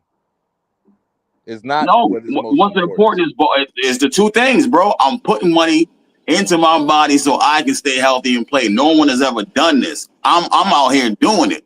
Now I'm at the point where the team is like, I don't know. And you telling me like, yo, maybe you make so much money outside of this. Maybe you should, you know what I'm saying? Maybe you shouldn't even take this money. You know what I mean? So we can build more. Why would I do that? I earn whatever I'm getting. I just earn. I'm saying, but you know Jalen as well as Brunson I did it. do. But you know as well as I do. If we're talking look where about it got money, him. right? If we're Nobody talking want to about pull a money, Brunson. and all of us have spoken Exactly, about Jay. this with Brunson, right? So if you're talking about money, you can't tell me that if he says, you know what, I'm gonna join the Knicks, right? I'm gonna opt out and I'm gonna join the Knicks. You can't tell me there's not any way that he could make up that 50 million he's not getting from the Lakers. He can make that up on Madison Avenue. That's not the point, though. That's No, not the but point. that's what I'm trying to say. I'll give you an example. Dennis Schroeder. Dennis Schroeder is a guy who said, all right, you know what? He's limited, though. He's Hold on. Before you say what Dennis is, right? Because now you're saying Dennis limited, so that means he can't get another contract like the one he got, right? So I'm saying that there are certain people where the bottom line doesn't have to be their salary money. Now I'm not talking about money, but I'm talking about their salary money. Well, everybody's earning a contract. When Dennis was balling, he earned contract, right? And he said, you think Brunson did that, like took less money, and then that's what was going on. Like, okay, he's a winner because he took less money so that his guys can sign it. You think that they not making up for it in some other way? Maybe his pops is making that money that he lost out on. Do you know how much money he left on the table? How much, Ice? How much? About 15, right? It's a lot of bread. But that's what I'm saying. We don't know because they don't have to report what they're paying a coach. We don't know. They could have gave that money to his pops. Yo, give it to his pops. That is some collusion shit. No, that's some real stuff. You don't Rick know. Brunson is the highest paid, official. That's kind of crazy in the NBA. But we don't know, and it's like it doesn't even matter. Like after a while, like we're always thinking about the salary because there's a cap. Here you go. But they circumvent the cap all the time. We just don't know about it. This the catch right here. He left $100 million on the table. He left $100 million on the table, and they still traded Dante. Come on, bro. He All left to pay Mid-Cal $100 million on the table to help the Knicks out.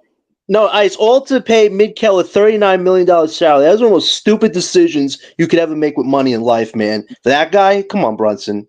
Like that is so like low, man, to do He that for left somebody. 100 They didn't even instead of care taking about 100 million more for himself. He left it on the table.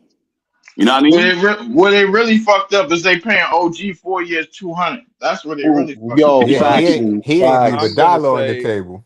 I'm Yeah. gonna Not say That we nigga, we don't know he what's didn't under the leave shit. table. He didn't leave a damn thing. So that 100 probably was part of his contract.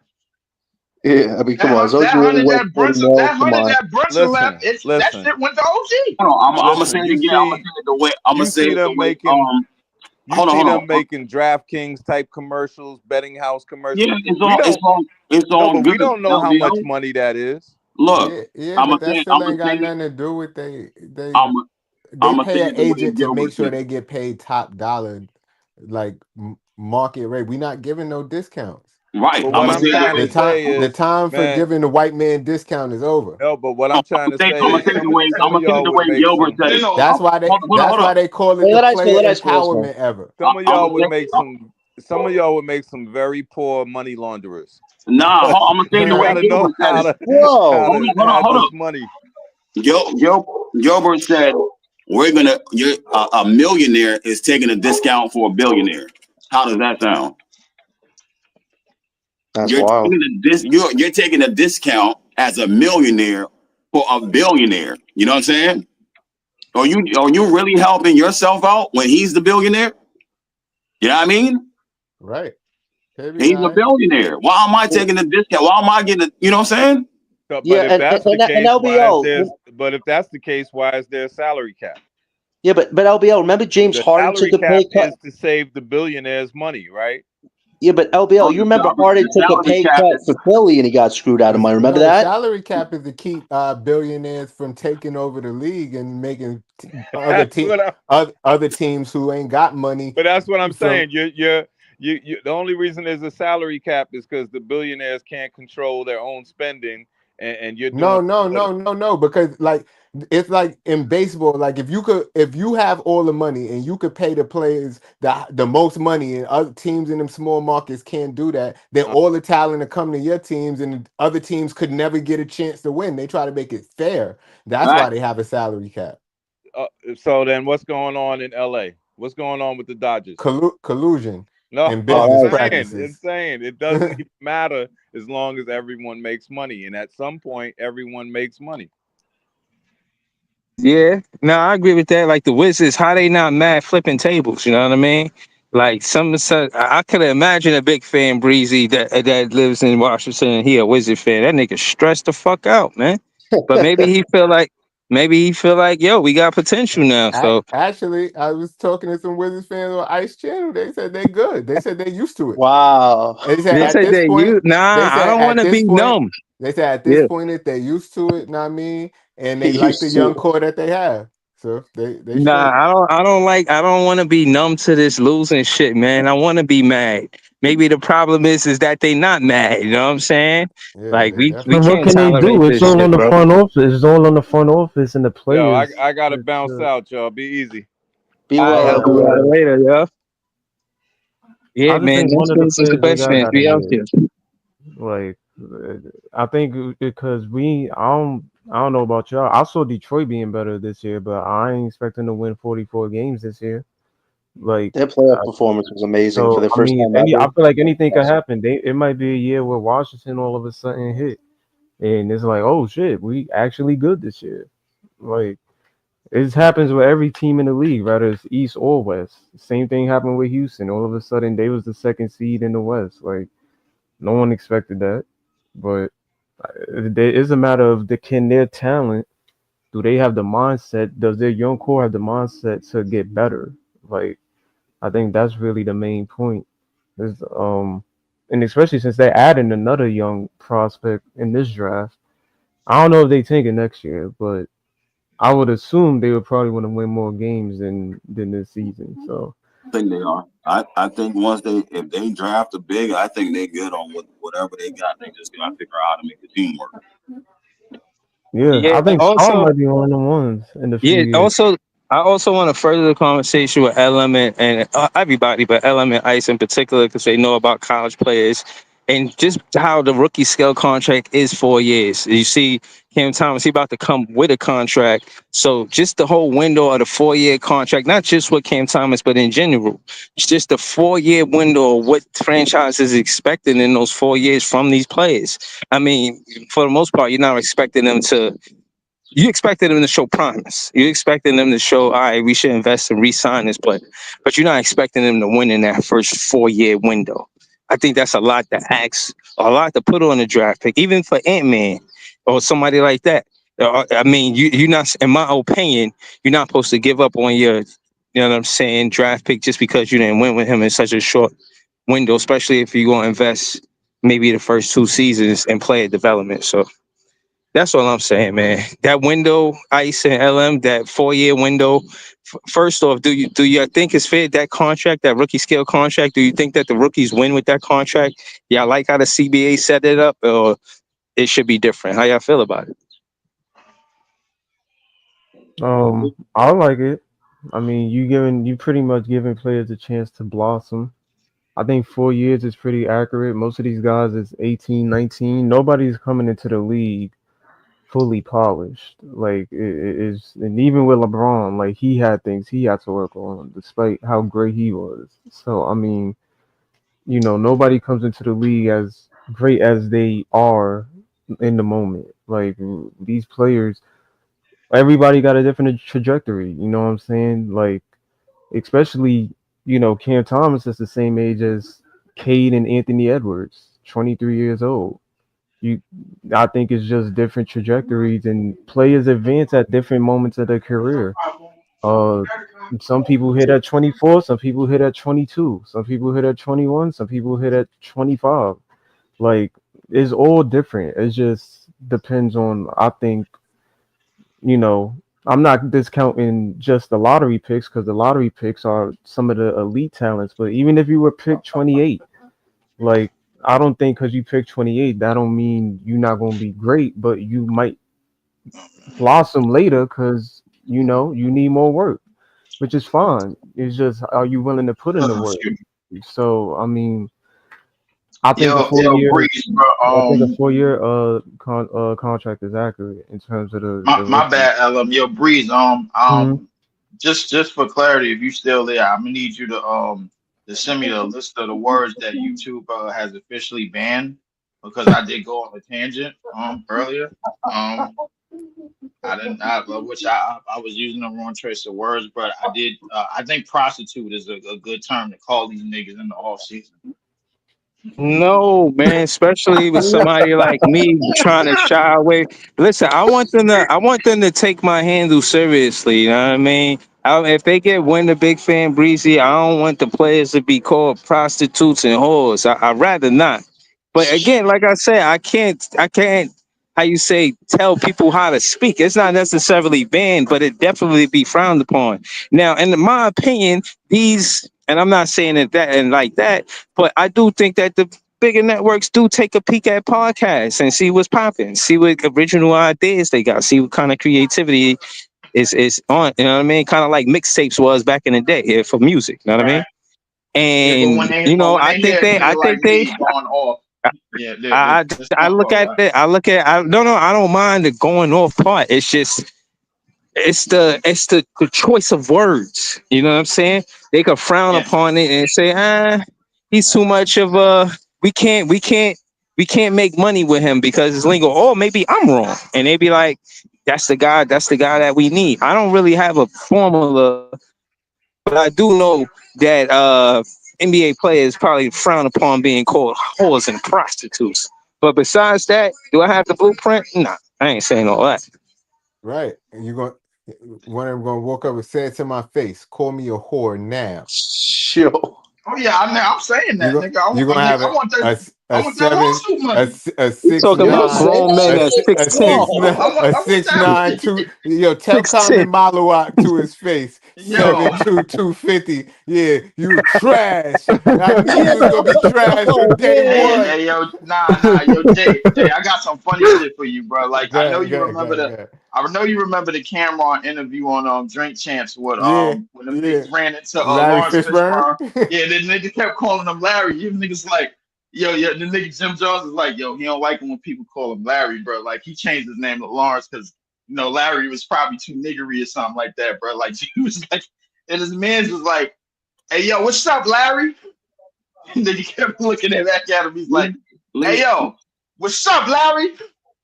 How you get off topic, and two, what made you even think of that now? You know what I'm saying? You done said that shit like 40 minutes ago. Like, facts. I'm like, Nah, for real though. Ice and LM was cooking. They was cooking. I'm not gonna hold you. They was. My bad, Ice.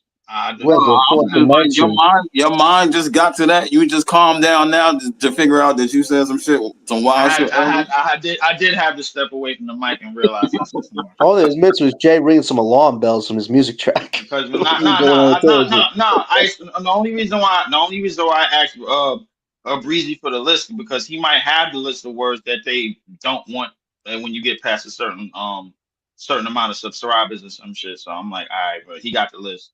I don't, and I got to worry about the list of words that are prohibited. You know what I'm saying? So just think, everything that you be about to say is probably that, bro. What, Jay? I mean, seriously. It's not everything, bro. Like, did y'all ever seen that episode of Seinfeld where he was like, every decision I make in my life is wrong, and this Jerry was like, yo, so why don't you just do the opposite of everything that you ever thought? Like, whatever you about to do, just do the opposite. And then his life got way better. He got a job at the Yankees. He did that. He low-key did. I remember that episode. That was a while. I do mess with Seinfeld though. Like I did watch that bunch of times. Seinfeld was a funny show when it was on. Seinfeld was crack. I ain't gonna lie to you, but it fucked me up when I found out Kramer was a racist, man. Yeah, it did. It kind of, I ain't gonna lie to you, bro. I ain't know how I felt about that. It was kind of how I felt about that Mel Gibson tangent, bro, when he went off on his girlfriend on the phone and shit, bro, and he was just dropping N-bombs like crazy. Oh yeah.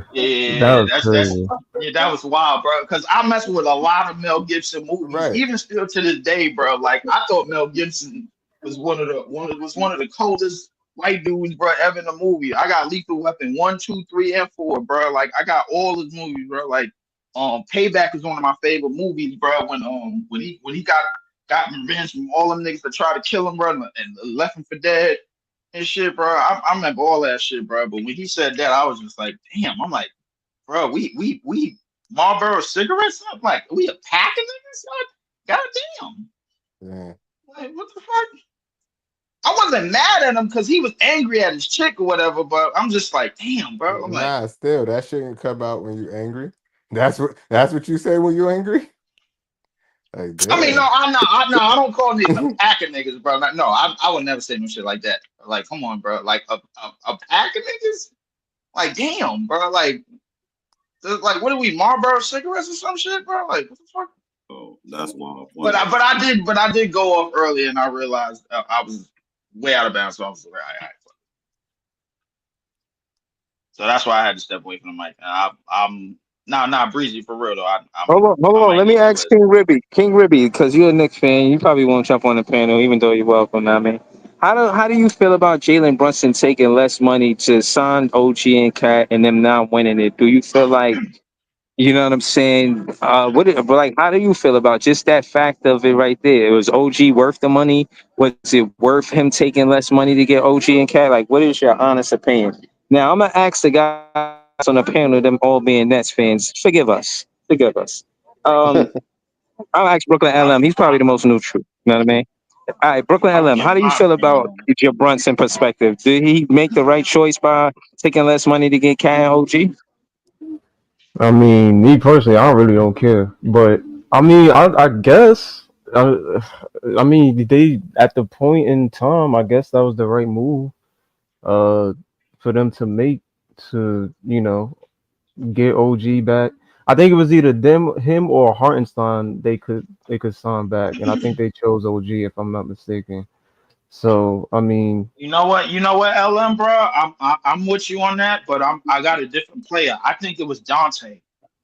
Then when Dante was in that trade with Julius Randle, that was that I want to say that kind of rubbed him the wrong way by Yeah. leaving $100 million off the table because they wanted to all be together. Like let's Right. make that like they wanted to all play together. They like when Dante left and then they played that game against Minnesota and Dante was yelling at the coaching staff. I could tell something from there Yeah. was going on, bro. Like to the point where it was like somebody on that bench, somebody on that coaching staff, and somebody in that front office thought you was expendable, bro. When you led, It's Rick you Brunson. had the He said it during the game. yeah. Oh, he was like, "You think you're the coach or something like that?" Like, It was it was either between I think it was a combination of Rick Brunson and goddamn Tom Thibodeau. Be honest with you, bro. Like now Tom Thibodeau is out. Rick Brunson probably still got a job because his son is on the team. So you know what I'm saying? So but my thing is like I think that money was initially left for Dante. Dante wasn't gonna cost no $100 million. I mean, he was a bench player, bro, and he fit right in his role. He had one of the highest 3-point percentages, bro, for them in the league. All right, so I'm gonna ask you this question real quick. If he took the $100 million, does it force the Knicks to build a team a different way? Yes. Yeah, probably. I don't think they make the kid. You mean with Cat still there? Nah, I'm saying like if he don't, you know what I mean? Like if his initial thing was to get $100 million, right? I don't remember if it was Cat was there or he was supposed to get it before Cat even got it. But would it force the Knicks to build a team like way different instead of adding like, you know what I'm saying, Cat and try to squeeze Mikal and then OG into that mix? Would you have like better role players if they, you know what I'm saying, if they didn't do that, or more of a bench if they didn't do that? Possibly, because I think they gave OG the money before Cat got there, before they even did the trade. So if they did it with Dante, they did give OG the extension before. yeah, they probably I don't know if they still go after Cat if they gave that money to Dante. They did, but the thing about it, Ice, bro, I think the common denominator, the straw that broke the camel's back was Dante being in that trade for Cat. I personally thought like, yo, Randall and Cat could have probably went straight up. They probably could have added maybe a rookie or somebody because Tibbs don't play rookies, and Dante DiVincenzo, bro, was one of their best players last year. You know what I'm saying? Especially when all the other pieces went down, and they had Bogdanovich going off. They had Alec Burks going off. Like they had a lot. The team that they had last year was loaded. Facts. They keep Dante DiVincenzo, bro. Now, like that's what Brunson probably wanted. He was like, yo, it's $100 million. Yo, Dante ain't gonna cost that much. He probably gonna cost like maybe 3 years, 50 mil, bro. Like, yo, we could pay that. Boom, boom, boom, boom, boom. I'm pretty sure that Brunson had it all planned out. Them niggas had something different in their minds, bro. Like Leon Rose, the front office, bro, the coaches, they had something different in mind. Because there's no way Dante. Yeah, and because there's no way Dante DiVincenzo felt the way he felt, bro, in that game when they first played them niggas in the preseason, bro. Like, and he was about to go off on all of them niggas on the sideline. He felt tight, bro. Can I say this, Leaf? I think if the Knicks had a time machine, they'd go back and, like you say, Ice, do things way different. Because I think financially, they screwed themselves more last year. Whereas this year, if they would have kept their picks, they would have kept certain players, they could have got Giannis or KD easily right now. They wouldn't have to sacrifice depth to just have a shot of having worse depth, you know? And I would say this too. Listen, Jalen Brunson was involved in a lot of decision-making skills with Tim Thibodeau, with Towns. There's no way, like, he was involved in any decision. Remember, his godfather is the GM of the team. His father is the highest paid official. Like, it's one of the most messed up, dysfunctional family environments I've seen on a team. And you look at it right now, there was a report that came out where Knicks players said they were uncomfortable around Rick Brunson. Imagine to make Rick Brunson the coach this year. Wouldn't that be some weird shit right there? But you just look at it right now, Jalen Brunson, why did you take $100 million off the books for Mikal Bridges, a guy who, I'll be honest with you, is an emotional wreck of a player? When he's all happy, he's doing the skippy hops and the finger waves. But when he's down in the dumps, man, he throws coaches under the bus. He just, just such a negative player. So if I was Jalen Brunson's shoes, I'm like, why did I take that $100 million and give it to Ochi and Miguel, because those two guys defensively were overrated this year. I mean, 0-10 against OKC, Boston, and Cavs the regular season, and the playoffs against the Pacers. I didn't think one of them had a good run in that series. I thought Nembhard and Nesmith outplayed both of them, and those guys are making less money than the two of them combined. So I just think now the Knicks roster is flawed right now, and if they want to go after Kevin Durant, Coach Fitch, Jason Kidd, go after all of them if you want to. You're only going to screw yourselves even more and make those Knicks picks we have that more valuable. So please keep being messy, Knicks people, because it's led you this far to mediocrity. I mean, but John, bro, like respectfully, bro, like I gotta say, in that Indiana series, bro, it was mainly Cat getting hunted the most, right? In pick and roll situations, bro. So I think the Indiana Pacers knew who they could attack and they knew who to stay away from. Not to say that nobody else. No, they was attacking Bumson. They was attacking. They had a bench Bumson. Even on the offense, you don't see Brunson and Cat doing like no pick and pops. Like you don't see them switching up the offense. Exactly, bro. Here's the thing, bro. When your point guard and your center are defensive liabilities, bro, like it's easy for a top tier offensive team to cook you.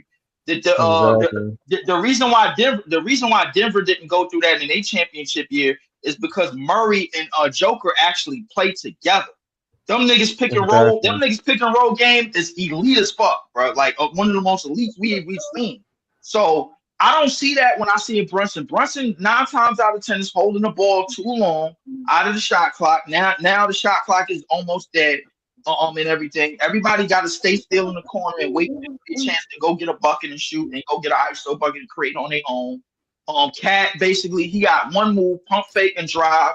If he ain't in the post, he'll do maybe a drop step or fall away or maybe a jump hook or something like that. I don't think his variety is really that creative. But defensively, they hunted the point guard in the center, which was Tom and Jerry, aka Bumson and Kitty Cat. That's why Indiana won that series. Real facts. And now they want to potentially move off of. And now they potentially want to move off of Cat, who I heard the Suns don't even want, and I definitely don't think John Hurst wants. So if you trade OG and Mitchell Robinson for either KD or Giannis, your defense is trash. Defensively, they are not going to be good next year. And if you go up against teams like Cavs and Pacers who are offensively dynamic on pace, Knicks aren't going to compete with that. So I hope they make a crazy-ass move this summer because it's definitely going to backfire on them, no doubt. I mean, Cat would if Cat go over there and they manage to keep the book, bro, like that'll be a reunion, bro. From that right, they're college friends, right? They play together in college. And if they get D'Lo for cheap, bro, that'll be a reunion for the AAU team though, when they was in high school. This just feels like the beginning of the end for that team, man. With the head coach. Yeah, it do because you know why I said it, LM, because they made one trade too many. I said they was gonna make one trade too many. I told Knicks fans last year, bro. The Big Blue Crew, bro. AKA ASB, excuse me, ABS, the Aboriginal Network, man. Them niggas is full of Giants and Knicks fans. And I tell all them old niggas, bro, about the damn Tangerines all the damn time. I said it last year. They are going to overtrade. They're gonna make one trade too many, and I was 100,000% right. They made one trade too many, and now it came back to bite them in the ass. It's the same thing they did in the 90s when they when they could have kept John Starks for the low, and because Allen Houston was going off, they let him go, and then they didn't have no backup two guard. And when Allen Houston started shitting the bed, bro, like this shit went left. This is what happens to the Knicks. This is what they do. They blow the dope at the 1 yard line. This is how they operate. Right. And can I ask you quite a question? They want Jason Kidd, but you might have to trade for him. When was the last time somebody traded for a coach? And what do you have to give up, like, draft pick wise? The Knicks only have like 2 picks left. What are you going to give up for Kidd and get Giannis? Like, I don't know what they're thinking. Why would I go to that situation where I have Cooper Flag coming here? Right. I got Anthony Davis. I got Kyrie Irving possibly coming back. Like, apparently, you don't know how tight Jason Kidd is, bro. Like, Jason Kidd is still tight about that Luka trade. Yeah, he's still tight about that Luka deal, bro. Like, listen. Hey, Nico Harrison, he might be off the hook with some Dallas fans, but a large percentage of Dallas, they still want blood for that bullshit, bro. Like, they definitely do. So I mean, you don't think them getting Cooper kind of not make up for it, but like kind of easy. I think them gives Cooper, bro, kind of it relieves some type of pressure. But the reality is that like we gotta ask ourselves with Jason Kidd as the head coach. Cooper, listen, having Cooper, bro, is wonderful. But let's be honest, my nigga, them niggas need a guard because Kyrie is gonna be out for until like December, January, and they don't really have no creation, bro. Like having AD run point forward, I mean, it looked okay. I mean, I heard they might try to trade for Holiday or something. The Dallas might. Yeah, they I have heard some about picks to work with, and they also have PJ Washington. He's a guy to look out for because he's due for an extension. So is Gafford. Maybe they compile those two guys to get Holiday, which could still give them big to work. But you still have Davis and you have Lively, so maybe a Washington, Gafford, and picks thing for Holiday could be on the table. Maybe something like that. I mean, PJ and Gafford. Oh man, I gotta. Salute to them niggas, man, because they got off some shithole teams, man, and they came to a playoff team and balled out immediately, bro. Like they went from some of the biggest dumpster fires in the NBA and got to Dallas, bro, and contributed to a finals team. Like it was almost like, yo, come do. You about to play some meaningful winning basketball. They got there immediately. They was impactful players. Gafford, bro, was out there like finishing everything around the basket. PJ was hitting corner threes, defending, doing all of the dirty work and all of that other stuff, bro. Like, so, I mean, damn, them niggas, I ain't gonna lie, them niggas about to get some bread. Damn. They about to get some paper. They about to get some paper, man. And all they had to do was ball out for a year and a half. Only crazy thing is the second apron is about to get a lot of these teams out of here in the next few years. A lot of these niggas is gonna have to go. And we have the cap space to get some expiring deals this summer. So like the Nets are in a really good spot right now. Like if you want to give us picks with expiring contracts, we'll take them. Good business on our part. The one thing I will give, we definitely do have more cap space and a lot of draft assets. So I mean, we can do as long as we don't just unload them right away and just get them out of here for horrible deals. We should be fine, man. I don't think. Yeah, I think we have cap space going into next year as well. So I mean, we're in a pretty good I think the position. Nets could reload their cap space for 2026. If you get the right amount of expiring contracts while keeping some of your restricted free agents, the Nets could have maybe 40 to 50 the following year, where the free agency is much better than this summer. This summer's free agency really isn't that good. I really don't mind if the Nets don't do anything too crazy. Like you have 1 year to wait to actually make bigger, badder moves. This is not the summer to really do it at the moment, especially if Giannis is going somewhere else. I think once we do go in free agency, we gotta find somebody at the age group to fit with these young players that we're about to put on the roster. Because realistically, I don't think no mid-20s or late 30s are gonna come on. Breezy. Oh, not Breezy. Got music, but I don't think no late 20s and mid 20s players want to come in and play with 19 and 20-year-olds that can barely drink. You know what I'm saying, bro? I'm not sold that anybody in that free agent pool in 2026 that's over the age of 25 want to come over here and basically try to do what SGA did with OKC. I mean, just because we handing out money, bro. Like anybody that want to come here, bro, is because they know they're gonna get a full length bag, and they could be the guy that they wasn't on some other team. I mean, it seems like we're gonna have to do everything organically, bro. Like do this draft and do trades. The free agency is probably gonna be for like the last resort type of player, bro. Like if we knocking on the door and there's a player available, then to me that's what it's gonna be for. But I think this shit is looking like draft some young players, trade for some probably a little bit older players, and try to pair them together and try to see what you can get from that.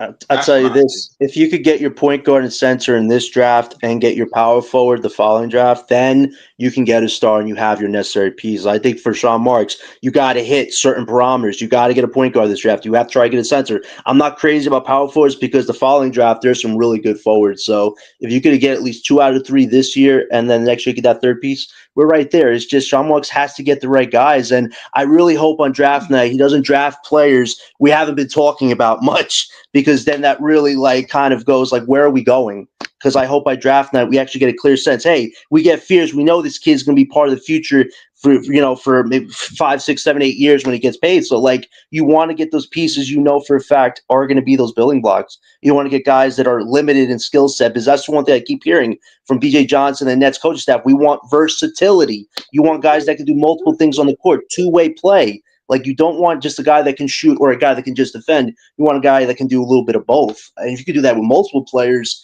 I think your rebuild amps up as opposed to being a lot longer. Yeah, But I think that's Nets what fans have gotten tired of just one-dimensional players at this point. Yes. Like, I think it's about the time that we get players on this team that can just have not everything to be elite, but they at least have the development and the well awares to just do things other than score, other than play I mean, defense, other than listen, if you got a Like, lot of players that could like kicking it that already have the athletic and physical tangibles, they feel like they could just teach them the rest of the game, bro. And I understand that, but how many dudes, bro, you gonna have to put in guerrilla training and put them through the mental capability of what and what not to do on the basketball court when they got, because it's a lot of niggas that got athletic abilities, and there's a lot of niggas that's super athletic and super physical and got the weight and the height to be on an NBA court and to play that game. They already halfway.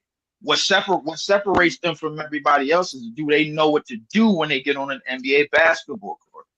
And that's You know what we're what I'm going to saying, find bro? out with Jordy this summer. Is this is going to be Jordy's real test? Can you train raw talent and amp them up? Because the first year is going to be super tough. But can these guys show those little kernels of, hey, they're doing better on certain weaknesses they had in college? Like, we're really going to see if Jordy has those capabilities, because he worked with a lot of guys that were trying to survive in the NBA this year, and he did well with Thomas and Clowney a bit. But now you get raw talent. Can you actually mold these guys the next 2 years into real rotational pieces? We're really going to find out with Jordy what his mentality is, because it's hard to struggle like this, because he wants to. And I know Jordy wants to play winning competitive basketball, but you got to show with raw prospects you can get them to that next level you're talking about, Leaf. We're going to find out with Jordy this summer. Can his military boot camp really help these young guys ascend?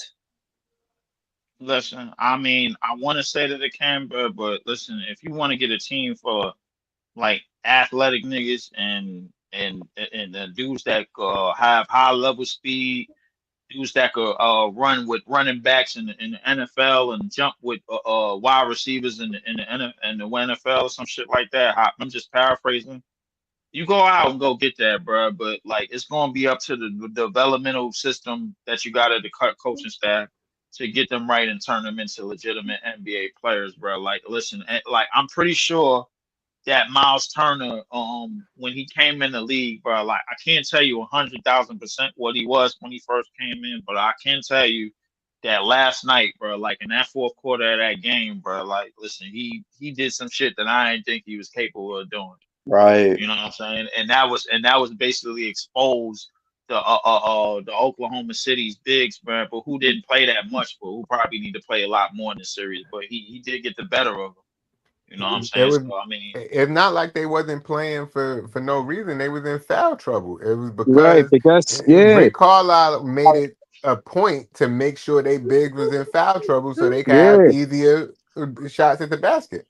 yeah, that's what I said. I said, and y'all laughed, y'all scoffed at it. I said, Siakam gonna go up chest. Y'all say, oh no, he's a great shot blocker, but he's thin. Siakam is a grown man. That's all I nigga was is a saying. twig, I man. think, but I think that was part of OKC's problem. They know Chet is thin, and that was the whole reason why you got Hartenstein in the first place. Hartenstein Right.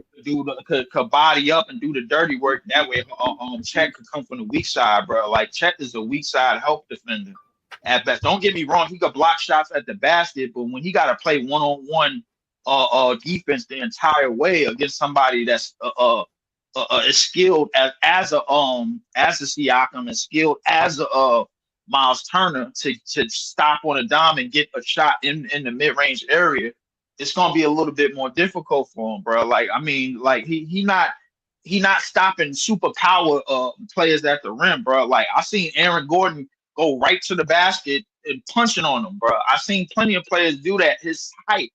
But the what makes Chet great, bro, is when he's playing the help side. Then that's when and you have to like when and But that's what I'm saying, Rick Leaf. What I'm saying is, I'm not disagreeing with you. I'm not arguing with you. I'm saying Rick Carlisle made a decision to rotate the ball until he could get Siakam in the post, and they did that in the first half. And yeah, he did. I think that's part of the reason why Shed didn't get a lot of minutes, because they know that's kind of like a mismatch. Because you know what I mean, like. I mean, Siakam is tough to guard for Shaq, bro. He just is. Like you say, he's a better help side defender, but on a 1-on-1, 1v1, Siakam got his 1v1, yeah. I ain't gonna lie. Like Siakam got a bag, bro. Like Siakam can get to a shot, he could get to a fadeaway, he could stop on a dime. He could do a lot of shit, bro. Like a lot of two guards is supposed to do. You know what I'm saying? So like it's a spin off the left shoulder, off the right shoulder, that type of shit. Like he can get to that. But what really cost them that is Mark Dagenhart not believing in the bigs. Jalen Williams, the other Jalen Williams off the bench didn't play. The Hartenstein barely played 27 minutes. You can't do that small ball shit. Ain't gonna work or it ain't gonna in this series, bro. You gotta match up. Are they going to go back to the two-man big rotation in game 2? He going They to don't play have no trust. Who got that? Who got the echo? Who got that? Yep. That's you. All right, it's good now. All right, it's good. But I think the thing is, Jay, bro, I think here's the thing. Why did you pay $70-something million to get Hartenstein when he helped you get here? Jalen Williams, bro, they helped. But he didn't play that much. He didn't play the real game. Was he in foul trouble too? I don't think so, bro. I had to go back to the stat sheet. I can't remember. I know sheet. Chet had 2 fouls like in the first 6 minutes of the game or some shit.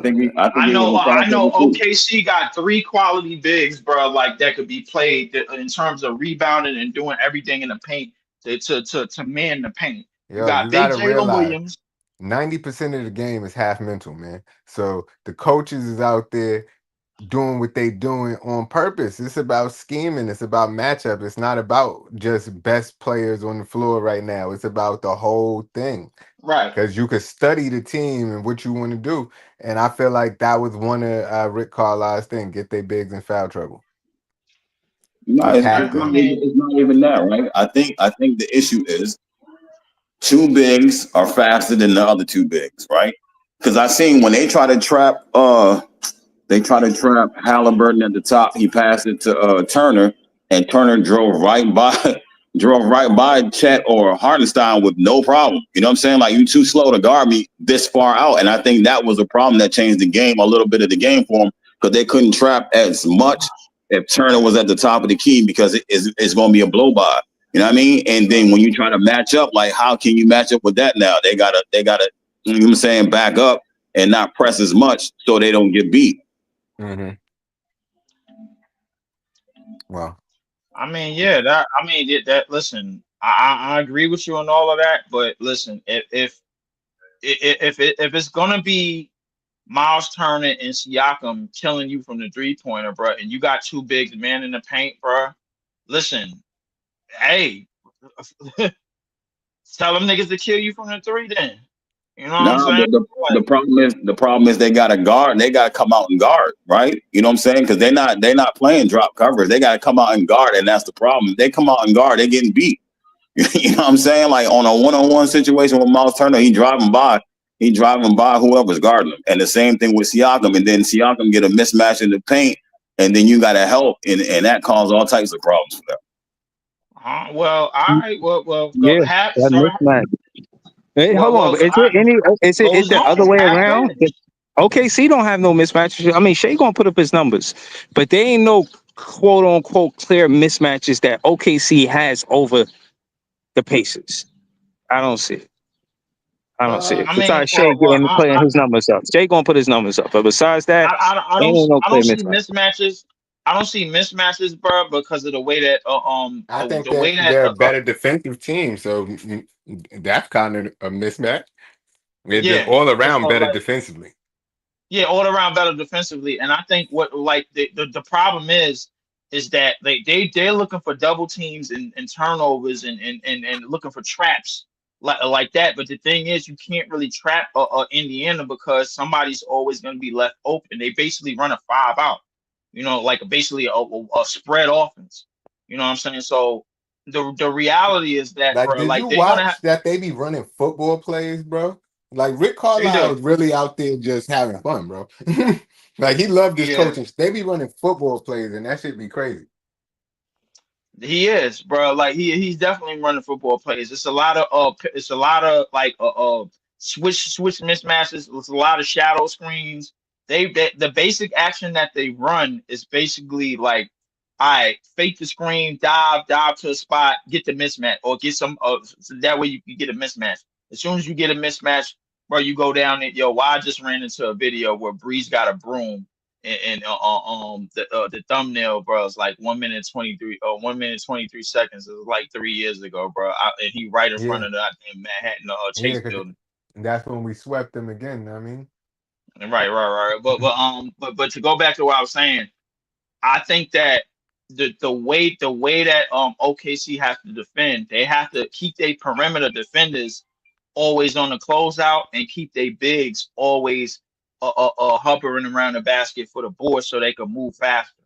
You know what I'm saying, bro? When your bigs is boarding and you finishing the defensive plays with rebounding, that's making the difference between you getting, like, if you getting turnovers, you ain't scoring off the turnovers. It don't really mean nothing. You know what I'm saying? They forced 15 turnovers in the first half and another 10 in the second, bro, and still managed to lose the game. Lou Dort had 5 threes. If I heard that shit happened, I would assume that the Thunder won. But I saw it fuck up, bro. I'm just like, wait a minute, but hold on. OG had 5. I mean, but Obi Toppin had 5 threes too, so he canceled that out. He did cancel that out, and he came off the bench with those 5 threes. So, but I think the reality is that I think they perimeter defenders need to cover everything on the perimeter, and they bigs need to clean up everything in the paint, bro. You got to figure out a way to like, if Siakam's gonna kill you, let Siakam and his Siakam alone get you. Don't let nobody else get involved, bro. Like, yo, Siakam is the engine right now. He's the That's guy that they easier go said than to. done. I mean, bro, you gotta make it a one man game, bro. Yo, like, listen, Siakam gotta prove that he can carry the load. None of these niggas is gonna get no open looks. We gotta make sure we shut everybody else down. But Siakam, see, if Siakam want to go ISO all game, let him go ISO all game. Let him. But that's the They did. whole point, is that the Pacers was able to establish an offense because he gravitate too. You're going to see Casey Wallace get exposed. Casey Wallace was way too small for him. They had no real player to put on him. I feel like Hartenstein too slow, Chet too light, Casey Wallace too small. It's just a bunch of mismatches that Pascal Siakam create, which open up jump shooters, bro. So And you know what I mean? As you good as can't they really defense is, until they fix that, bro, they got a problem from Zamunda, man. plan for him because they not running no plays for him.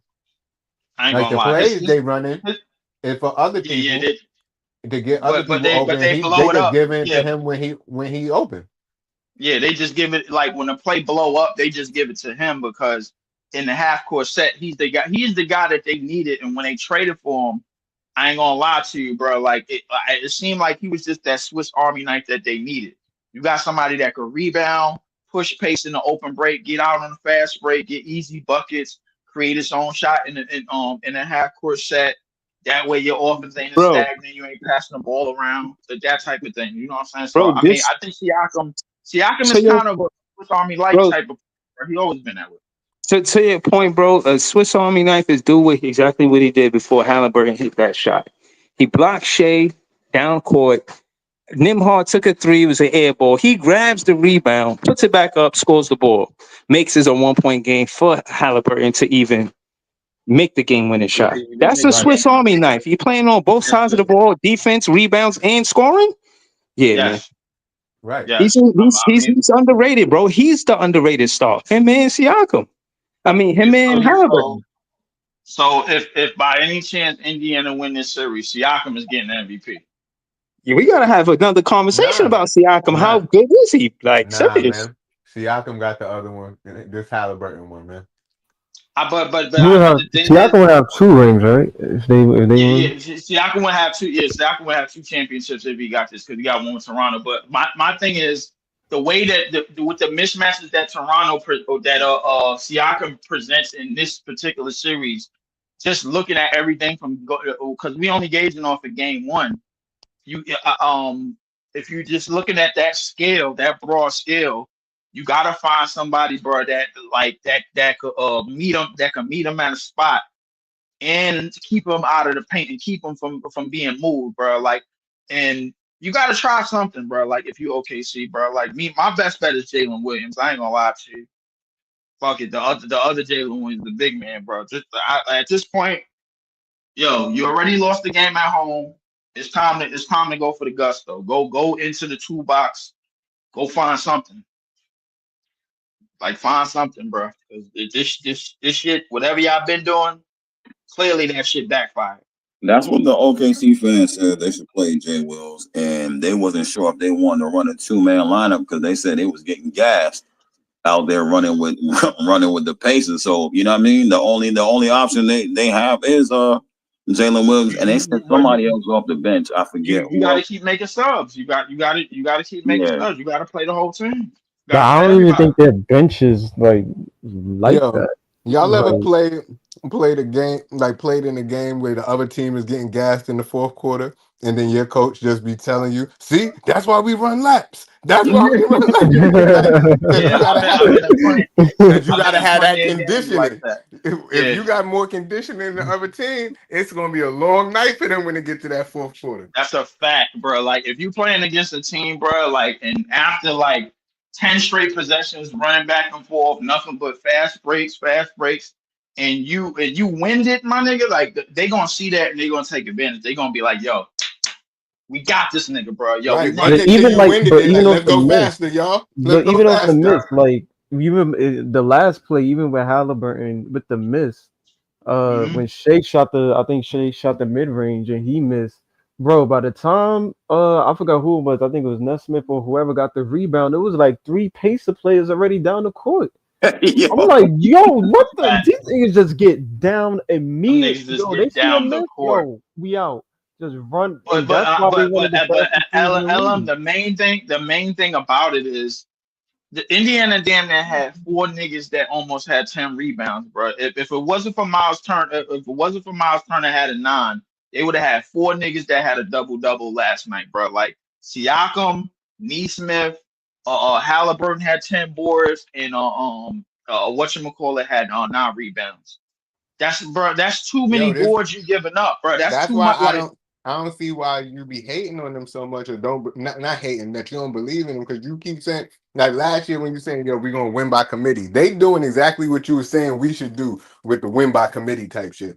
And they doing that shit. That's facts. They are. They did. That is you got Aaron Nesmith getting 12 rebounds. You got Aaron Nesmith getting fucking 12 and 10, bro. Like you got a problem. Even Halliburton be getting 10 and 15 rebounds sometimes. I don't expect Halliburton to come out of the game with 16 rebounds. Like the fuck? That's playing harder than somebody, bro. That's not I'm a better rebounder. I want more than you wanted. Right. Yeah. Right. Yo, Halliburton, you heard Halliburton mic'd up after he hit that game winner. You know what he said? He said, "That's one. That's one." Like he know it take 4 games to win the finals, bro. And if Siakam was in the hallway, they showed the clip. It was like, yo, that's one. Yo, we didn't even play good. Right. Like we didn't even play well when we got that. Hey, man, yeah, I seen that too. Yeah. And the same shit happened during the Knicks, bro. The same shit happened during the Knicks series. They ain't play well and they still won the game. That give you that confidence going in there and win game 2 now. Because it's like, imagine if I do play good. But I think everything that Breeze, going back to everything to the Siakam portion of this, I think Siakam is going to come into game 2 with a lot much more confidence about anybody that's in front of him, bro. They're like, either you're going to have to, like, OKC is going to have to do one or three things. You're going to have to find somebody on that bench that could win those defensive possessions against him 1-on-1. Get the ball out of his hand and figure out how to keep him off the glass, bro, or play one or something else, bro. Like, you're gonna have to find something. Y'all can't just sit there, bro, and let this nigga just barbecue all your little itty bitty guards that always in the passing lanes and scrapping and trying to get steals as soon as they put the ball on the floor, because Siakam, he knows how to break down a defender. He knows how to break down the defense. And Toronto niggas, I know, and I got Toronto niggas talking to me, bro. Like, these niggas is sick to their stomach. No, I was saying, Breezy, I know you appreciate Siakam. He shoots the three, like he's not gonna be afraid to shoot it, but he does most of his work in the mid range. Yeah, hell yeah, yo, Siakam, one of my favorite players, bro. I just think when they was asking for him, we was in a conversation with him, I knew we had to give up a lot, and I wasn't sure, you know what I'm saying, what we had to give up. But just him being a good, I think he underrated. You know, I think he a top 20 player in the league right now, bro. Even if you got him at 20, he's bro. Like, why is Booker better than? No, seriously, why is Booker better than Siakam? Why is Donovan Mitchell better than Siakam? Why is these players, quote unquote, better than Siakam? Why? I mean, Donovan. Yo, Mitchell, he's bro, he's a playoff riser, and and don't make it seem like he didn't contribute to the Raptors winning that chip. You could give a lot of credit to Kawhi, but look at his stat line. He was hooping, bro. In the eye test, I actually seen him doing it. It's not like just a box score. I actually seen that thing. Hold up, Breeze. This is all facts that you're saying, but between Spicy P. That's why he got the name Spicy P from that series, right? I'm not. First off, I didn't agree with that nickname. Then I damn sure don't. Yeah, I never called him. I never called that grown man Spicy P. I'm just for reference. I'm just saying. But all I'm gonna say, bro, like in terms of him being underrated, that's 100% true. In terms of him being this riser, bro, we got to understand there's a big gap between that 2019 championship and between now. That's 6 years, bro. Like, it's a lot of them years where Siakam wasn't on the playoff stage. It's a lot of them years where he was told to carry Toronto, bro, and couldn't, bro. And Scotty Barnes came in, was starting to ascend. Scotty Barnes was supposed to be the number 2 to him. And those years didn't work, and they split that team up. OG was supposed to be the number 3 to him, and they did that didn't work. You know what I'm saying? Well, I'm talking about overall and the finals. When you think about who's in the finals right now, and just everybody that was in the playoffs, right? And in this whole playoffs, he's one of the better. He's a top 5. Even if you got him at 5, he's definitely a top 10 playoff riser. But he might be top 5. I'm not saying he's the absolute best because maybe his teammate is better than him. But who's played better, more consistent, just giving you putting up productivity numbers, like really didn't drop no eggs, or, you know what I mean? He just was kind of consistent. Even if it wasn't crazy numbers like dropping 30, he was consistent throughout these whole playoffs, bro. I don't know who's more consistent than him, bro. I really don't. I mean, you got to go to you would have to go to like go-to players and superstars. He had a couple bad games, though. He had a couple bad games, but you would have to go to the numero unos on a respective teams. You would have to go to SGA, obviously. You would have to go to Joker. You would have to go to I think I'll be honest with you, bro. I thought Julius Randle was hooping all the way up to the OKC series, but we all seen how that went. But he's inconsistent. Yeah, they shut him down. Brunson, Jalen Brunson ran out of gas, bro, because we all saw how that shit went, bro. Like, I mean, he went against the real Mr. Clutch. I mean, Randle had a couple good games in the OKC. Like game 1, he was balling. It's just he just inconsistent. And then game 3, that was a blowout. A lot of these niggas that's inconsistent, bro. Like, I'm not gonna say it like that ain't been the whole scale, and Brunson just went against the real Mr. Clutch, and that's what happened. The real Mr. Clutch? Yeah. Nah.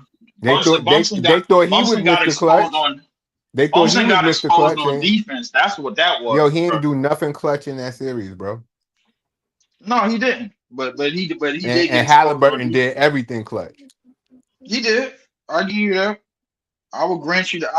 I'm not arguing that at all. But So the real, who's the better point guard, not the better player, Halliburton or Brunson? Who's the better point guard? it's obviously I got Halliburton. Hallie. Allie. It's obviously I just wanted to Halliburton. hear y'all say it. I just wanted to hear y'all say it. I mean, but like They was, listen, they was arguing that on BK and Wild Hoops, and niggas was saying Brunson. Halliburton, bro. I'll be honest with you, What was because their they just argument for? What was their argument for Brunson?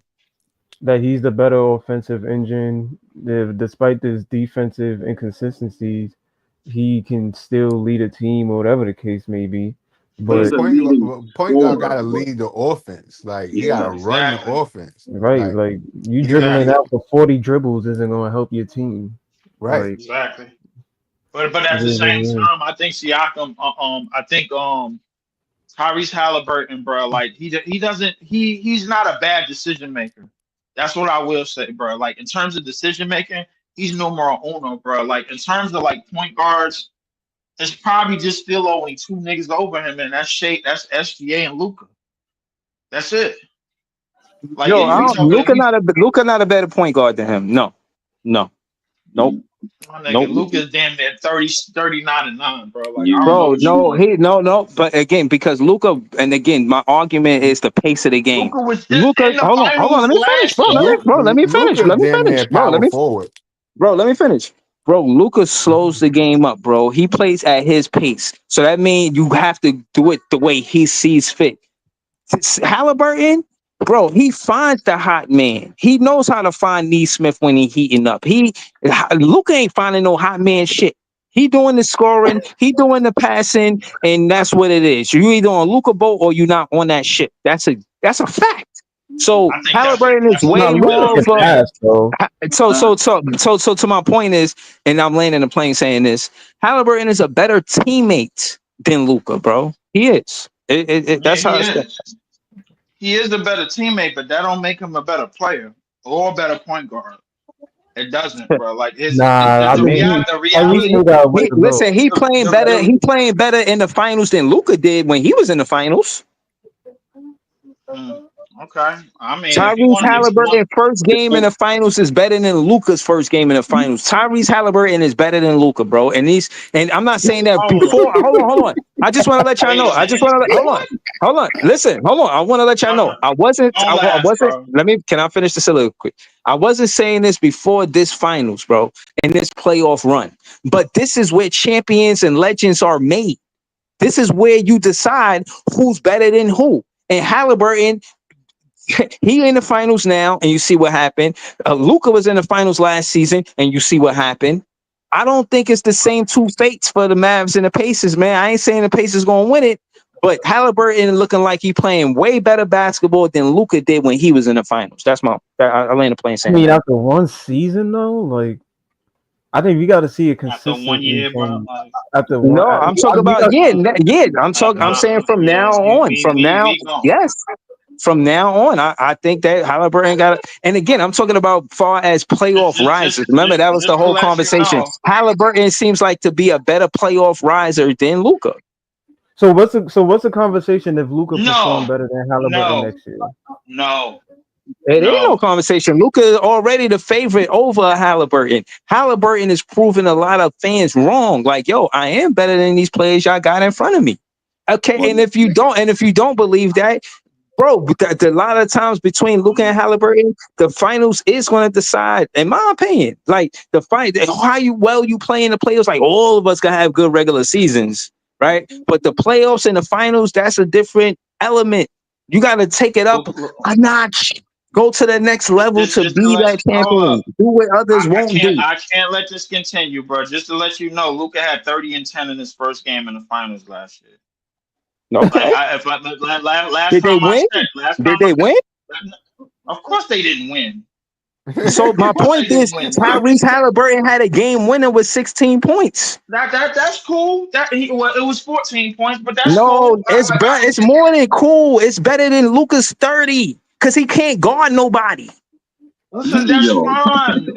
Hold up. Wait. That's fine, but let's remind ourselves when Indiana played against that same Boston team, they didn't win a game, bro. Like, so let's pump the brakes.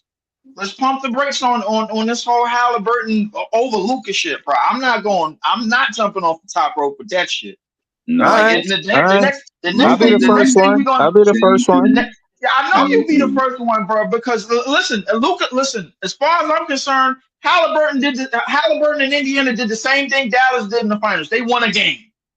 They won a game, bro. So let's pump the brakes, slow the roll, and look at this Keep for this what it shit up. really is. Put the pedal to the metal. Luka's carrying job, bro. Like in terms of putting Dallas on his back is way different than what Tyrese Halliburton is doing. Because Tyrese Way Halliburton different. because he's distributing the ball. He's not being a ball hog. Yeah, no, And Luka, what's Hallie a late bloomer over there. That's the noise he making now. hold up. You know what I'm saying? He's just a late bloomer. You know what I'm saying? When we say distributing the ball, bro, let's acquire this cat, nigga. Luka damn near averaging 9-10 assists. Like let's not act like Luka. Hold up. Now Luka passed the ball when he's not open. Like Tyrese Halliburton is trying to pass the ball actively. Now I mean he wants to get his teammates involved. It's different though because Luka's known as a scorer, but Luka is drawing the defense in, bro, and then he's using the passes pocket, bro. When he passes the ball, niggas is wide open. Yeah, niggas like TJ Washington is wide open. Niggas like Gafford is wide open. He's not passing it to a nigga and say, all right, yo, go ahead, Siakam, bro. You got a one-on-one. There's a difference, bro. That's what I'm saying. I agree. Yeah, with but I'm about to pull up the stats, bro. I'm just having a little bite to eat, but just give me a second. Just hold your better point guard. Not better. He's a better. Yeah, that's what I said. I never was really debating the whole player thing. It was just the point guard. He pushes the pace faster. He get up and down the court. He got more transitional baskets. His team plays faster than any team Luka ever was on. And at the end of the day, he's looking for his players first, trying to take his shot second. Luka. No, that ain't the situation. That's what I was about to say. Breeze, it depends on what type of point guard you want, though, because they two different type of point guards. You know what I'm saying? Everybody can't put the ball on the floor. More so your point guard could. So I need you to get these guys involved. I need my point guard to be able to get his own shot whenever he wants. And you get that from a Luka, but you get it from a Halliburton too. So I don't think Luka scoring. But I don't think Luka's scoring prowess over Halliburton is that much beyond what Halliburton brings on the offensive side of the ball, bro. I don't. Luka magic is crazy, Breezy. You can't say that. Halliburton magic is crazy too. Now it is. Luka ain't as clutch as Halliburton. Who's more clutch, Luka or Halliburton? Luka done did. Luka hit some game. Come on, Breezy. Luka's hit some game. I don't know, but I'm just saying I'm giving Halliburton his respect too. Now I'm saying now it's different because now Halliburton is showing up. The last 2 years, Hallie has showed up, and the reason why he got the overrated is because it was just last year. You know what I mean? But this year he like, okay, you know what I'm saying? Y'all finna find out. Y'all about to find out today. Player you know what I mean? Like I get the defense and all that, and him not showing up defensively and all that. But Luka's been on fire since he came into the league, and since his second year. Like he's done a lot, regardless if he ain't win a game in the finals. Like he's a one of a kind player. Like I just don't think Halliburton just one season is there yet, but he could be. I'm not counting it out. He definitely could be in a few years. That could be a conversation. Well, that's what I'm saying. He just showed up last year, this year, and this year he's showing out. You know what I mean? He's not even showing up. He's showing out this year in the playoffs. You know what I mean? And now he got everybody, you know what I'm saying, questioning, is he really that dude? And they saying he that dude right now. You know what I mean? Yo, why I don't see? I see. Listen, I'm not going to debate you guys on that. I can see I need more pressing business saying Halliburton is better than Luka, but I'll be back. I'll revisit this conversation. I'm outnumbered right now, but I'll be back. But My thing is, yeah, man, we gonna see, man. We gonna see. Halliburton, do they advance past Minnesota? Like, if you put Tyrese with Braun in that team, do they get past Minnesota? He makes the team different though. That's why I say I don't like when people do that because they play two different offenses. You know, they two different styles of basketball. You know what I'm saying? One is score first, and I can pass just as much as I score, and the other one is pass first. If you need me to score, then you know what I mean? Then I can score. It's two different, you know what I'm saying? Because the team will operate different. They won't operate the same. I agree, but Halliburton has shown a tendency because I think he does have a scoring asset to his game as opposed to necessarily not being like a Luka or Shea in terms of I'm going shot first, but if he can get a bucket, he definitely could. But on terms of that team, on the Lakers, I definitely feel like they could use some sort of Halliburton-esque player as to where he's not always looking for his shot. Like Luka was throwing up some like bullshit sometimes in that series, and I'm like, yo, dog, like if some of your teammates is wide open, like you just throwing up shots. Like he get his triple doubles. I'm not saying that he don't. It's just but then again, it's like their surrounding roster is not good enough. Like they need a big, they need a Reeves. I don't know if Reeves is necessarily the answer. Rui Hachimura, I don't know.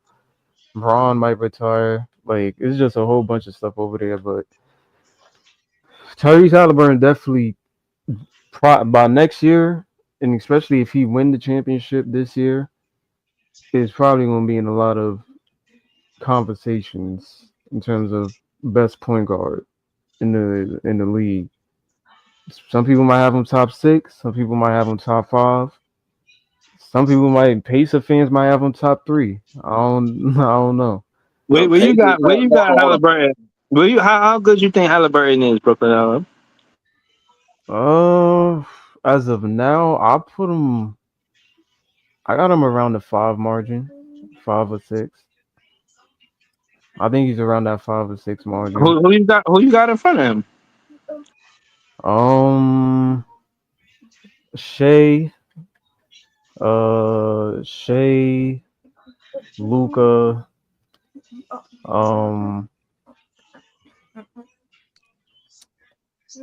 as of now, I probably will say I ain't gonna hold you. Luka, Shea, 3. I'm definitely, even though they beat him. Actually, no, he's still playing. I'm gonna go Luka, Shea. I'm gonna go Steph at 3. 4. I'm gonna go Brunson, and then 5. I'll probably put Tyrese there. I would put Cade, but I don't think necessarily Cade is up there yet. I think he still got a long way to go. But if you're telling me Luka, Shea, Steph, Brunson, and then Tyrese, I'm not mad at that top 5. But why Brunson better than him? I can't remember a time where Jalen Brunson had 10 assists. I just don't remember. I'm just talking about in terms of their resume. Like I feel like Brunson at some point kind of did enough. No, I'm not talking about the point guard skills because obviously Halliburton wins in that. But in terms of the resume, in terms of what he's been doing for New York, it has been proven much longer than Indiana, opposed to like just 2 years ago. But Indiana took the Knicks out to playoffs twice in the last 2 years. I mean, it's not to me. I mean, if Tyrese eliminated Milwaukee, is he better than Giannis? Like no, but he better than Dame Lillard. Yeah, but I just don't think because you eliminate a player in the playoffs, that necessarily means you're better than that player. Like it's still, I don't think Tyrese is better than Luka as of yet. Can he be? Yes. I'm not saying that he won't be. Like next year, if this is consistent, I probably would put Tyrese over Brunson if Brunson continues to, not show up. But he kind of did show up that Pacers series. Offensively, he was the one putting them in the games. He was the one keeping them in games. It's just, Cat OG, Josh Hart, nobody was showing up.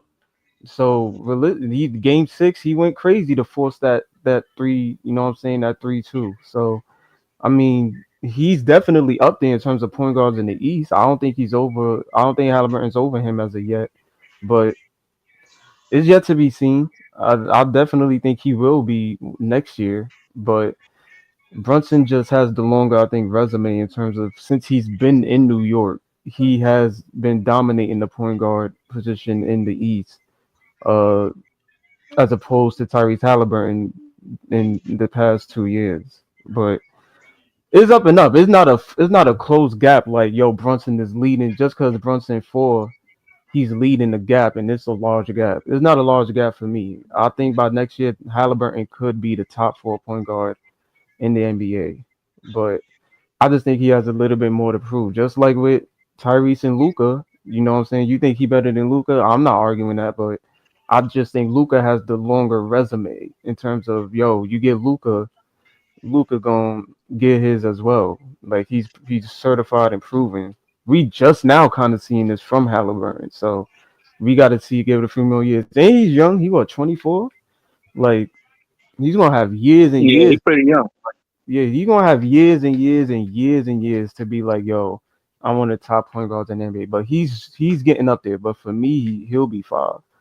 But we got 2 good point guards in the East, and Tyrese and Cade Cunningham. So that could be a battle too in terms of those guys being top point guards in the East.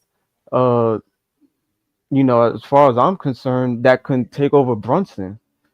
You know what I'm saying? 2 point guards that gave Brunson work. So next year they might be better than him in the upcoming season. But I mean, we gonna have to see. I would kind of necessarily say that Tyrese got the edge over Cade Cunningham though. As of right now, we got to see more from Cade too. But I would say Tyrese Halliburton definitely if he not top, he might not be a top 10 player, but he definitely a top 5 point guard for sure. I definitely got him. That's fair. But y'all know about the TNC? Yeah, any of y'all bought that ticket? I don't think so though. No, Lance Stevenson and Beasley. Yeah, I don't know what time it comes. Does it come on in a few minutes? It should be on right now. It started at 5. They the main match. They had undercards, but I wanted to see. I was trying to get it. I ain't want to come off that 20. I ain't gonna lie to you. Right. Exactly. My bad. I don't know why they don't just live stream. I would have paid $5 though. I would have paid $5. I don't know why they didn't just live stream it on YouTube, like the Lance Stevenson and It's gonna come on YouTube eventually. It's gonna come on YouTube all after the fact, but they trying to get that pay-per-view bread. Isn't Kyrie Irving supposed to be there? He's supposed to be he was one of the commentators. That face-off last night was hilarious. Yo, if you ain't watched that face-off, go watch that face-off. I wanted to do the review. Michael Beasley was talking crazy. That nigga Beasley was on PCP, bro. Like, I ain't gonna lie. He was looking up, bro. Like, he was talking crazy. I was like, that nigga was talking cash, bro. Like, I ain't gonna lie. I seen that shit, bro. Yo. I say, I gotta show these niggas. No, I was reading the comments. They was like, yo, Beasley. That nigga Beasley, bro. That nigga Bees, bro, that nigga Bees was on that hen rock, my nigga. Like, no bullshit. That nigga, he might have been fucking with that Cisco, bro. Like, that's that old school shit, bro. He was talking like he was saying, pause. Talking about I'm gonna get to them nipples. Like, what? Yeah, because he said he's like, yo, you better wear a big shirt. I'm gonna be in your shirt. Nigga said, I ain't wearing no shirt. He said, yeah, I'm gonna be in those nipples. I'm like, yo, what? That nigga came up. I don't want to believe he said that. I don't want to believe another grown man said that. He said that. Nah, he said way worse than that. But what kind of threat is that, bro? What kind of threat is that, bro? How you threaten a man like that? He was telling him the defense was going to be up in his chest. He was saying, I'm going to have you shaking ass and stuff. I'm going to have you shaking ass out there, nigga.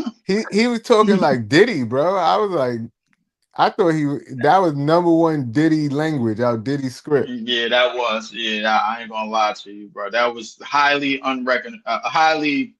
unrecognizable, bro. Like I ain't gonna lie to you, bro. Like, cause the nigga Bees was talking some crazy shit, bro. I ain't gonna lie.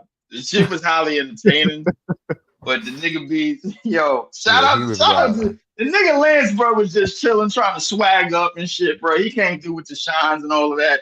This nigga Bees fucking with him, bro. As soon as he sat down, he's like, "What's up, Lance? I like that chain, bro." He said, "I'm gonna make Lance dance. I'm gonna make you dance, Lance."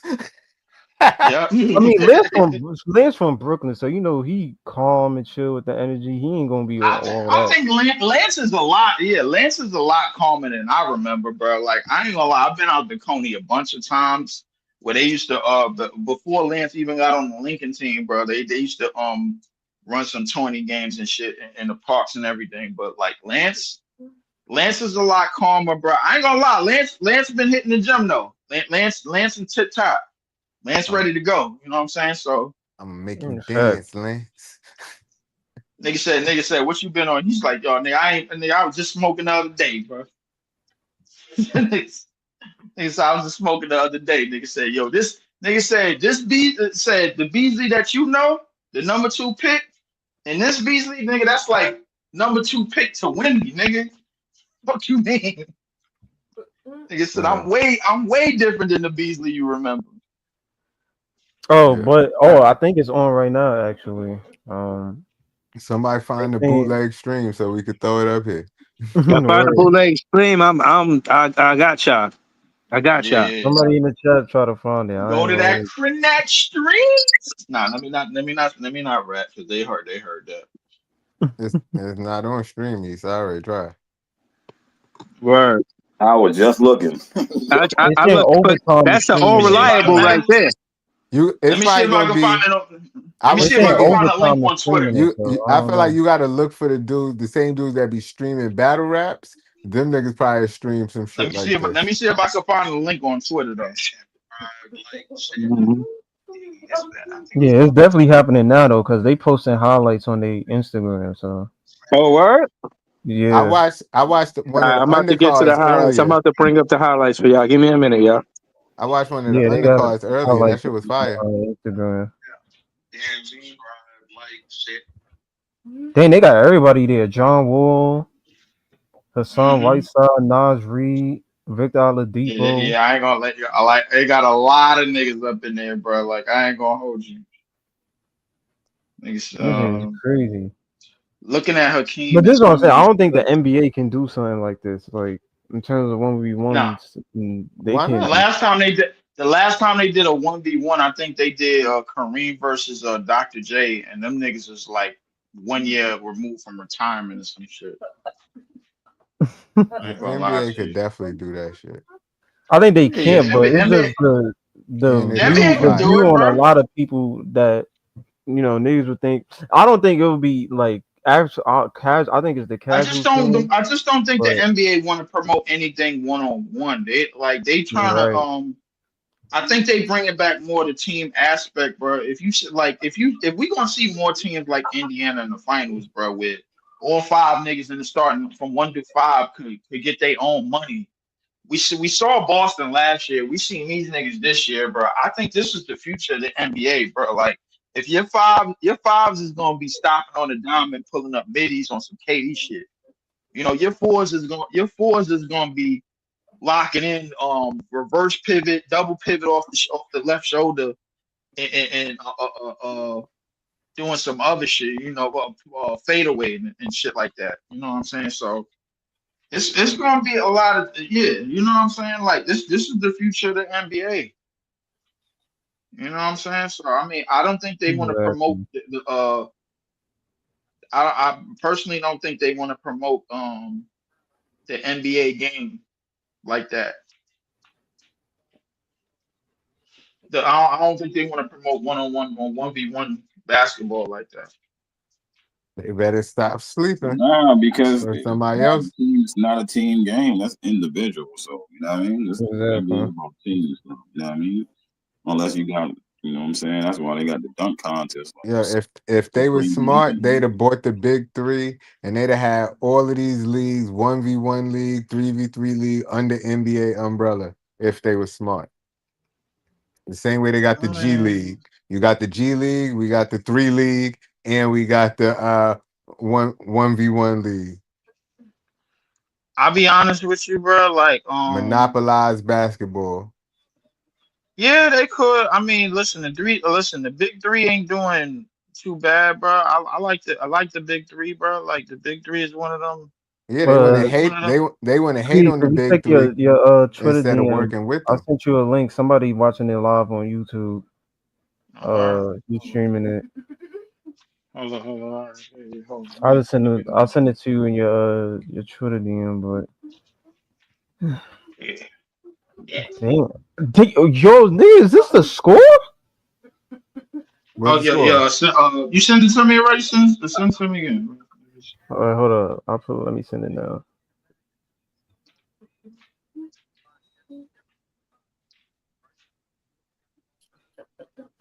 Yeah, I ain't gonna. What's the score? If I'm not mistaken, Beasley got 28 and Lance Stevenson got 13. Ooh, the way he was talking to him, he better have score better than that. That's what I'm saying. What the hell? If he was talking crazy, I was like, you better win by a lot talking like that. Leaf, I think I just sent it. Oh shit! Yeah. I see it now. There you go. Shut YouTube basketball. Boom. Okay. Let me watch it. Watch it on the jump.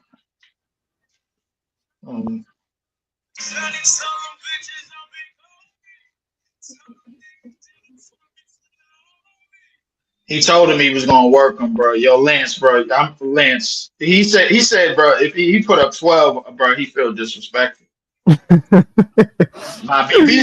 Bees didn't say that, bro. Like he said, I'm gonna make you dance, Lance. Oh, Bees missed that shot? Nah, this score is crazy though. The score is wild, bro. Like I ain't gonna lie to you. Listen, they said Bees is one of the they said the niggas been saying for years Bees is the best one-on-one player ever, nigga. Like I believe it, bro. Like I don't got no reason not to believe that shit, bro. Like this nigga Bees. High key. Nigga one-on-one. I think even KD said like KD even said that, bro. Like listen, if KD I left the link on Twitter, bro. Send me the link on Twitter. All right. In fact, let me send it to everybody. If KD said it, bro, like listen, I ain't got no choice but to believe it.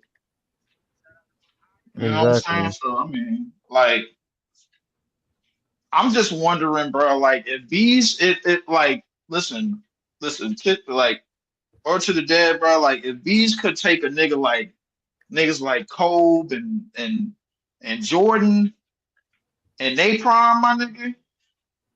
Like, listen, the game, the NBA game, bro, is so advanced, bro, from what it was. You got 6'10" niggas doing what 6'4" niggas basically pioneered. 6'4", 6'5" niggas pioneered. You know what I'm saying? Exactly. Playing in mid post, spinning left side, right side, that type of shit, bro. Like, that's why when I see a lot of the shit that a lot of these 6'4" niggas is doing, like when I see a lot of the shit that Kyrie do, I'm like, God damn, bro. And then you see a 6'10" nigga doing the same shit, you like, what the fuck? Like these niggas. That nigga Beasley is cool, man.